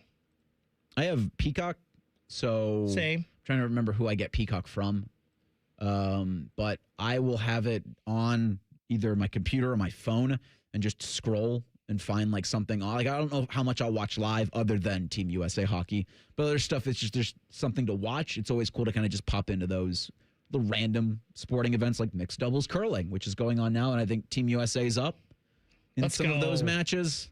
If you're going to do it, you might as well win. I don't know when the gold medal or the medal rounds happen for that, but that's the first of your official Olympic action. The opening ceremonies I'll probably be tuned into because it's 2 o'clock on a Friday, and what the heck, I want to see Andre Bocelli, who is he in Columbus tonight? He'll be here Saturday. Okay, so he's going to do the opening ceremonies tomorrow in Milan, then fly probably on the private jet, and then perform at the Schottenstein Center. Correct. Saturday. So be a cool chance. Mariah Carey was who I was trying to think that's also going to be doing the open ceremonies tomorrow at 2 o'clock. 1, 2, 1, 2, 3 things. Sponsored by Newman Roofing. For all your roofing, gutter, or siding needs, call Newman Roofing today at 614-NEW-ROOF or visit online at newmanroofing.com. It's the dangers of constantly looking and constantly scrolling while you're trying to do a radio show, which the most important thing is being able to talk properly. Because as I try to talk you through the Daily Fan Poll and the opening festivities in the Milan Cortina Olympics, I see that the Sherwin-Williams building in downtown Cleveland had a banner of the Cleveland Cavaliers core four: Darius Garland, Jared Allen, Evan Mobley, Donovan Mitchell. That is coming down as we speak. And I wonder, would they just put a giant picture of Harden up on the building? It's probably what James Harden would like. In Harden we hope, right? Hope's a bad strategy, but as of right now, 3 o'clock for the deadline, that's what the Cavs have. I'm going to make my first thing kind of piggybacking off of the daily fan poll. I got no Jackets hockey for the next 3 weeks. No Jackets hockey to watch until February 26th. No home game until February 28th. And like I said, I'll be tuned into the hockey, not all of it, at the Winter Olympics. I don't know how much of the Winter Olympics I'm going to watch. I don't know if I really want to watch Ohio State basketball. Sounds like maybe more Sopranos and maybe Friday Night Lights for me in the next 3 weeks. You're doing The Sopranos for the first time? First time. Very We're 4 jealous. episodes in. Very jealous. I'll piggyback off of you, piggybacking. Ooh. I like that's a lot of piggybacking. Double backing. Piggybacking. Buckeyes have to win tonight. It's a no-brainer. They have to win tonight. If they don't, they can go ahead and count themselves out of March Madness. So if you're a Buckeyes fan hoping for them to make it, you should tune in tonight. And if they fail to win, you should be extremely disappointed. And Jake Diebler is going to be feeling really hot. Maryland's 1-9 in the Big Ten. No excuse not to get it done tonight. Second thing for me, so the Minnesota Timberwolves have removed themselves from the Giannis Antetokounmpo sweepstakes. So you're telling me there's a chance. Not a great one.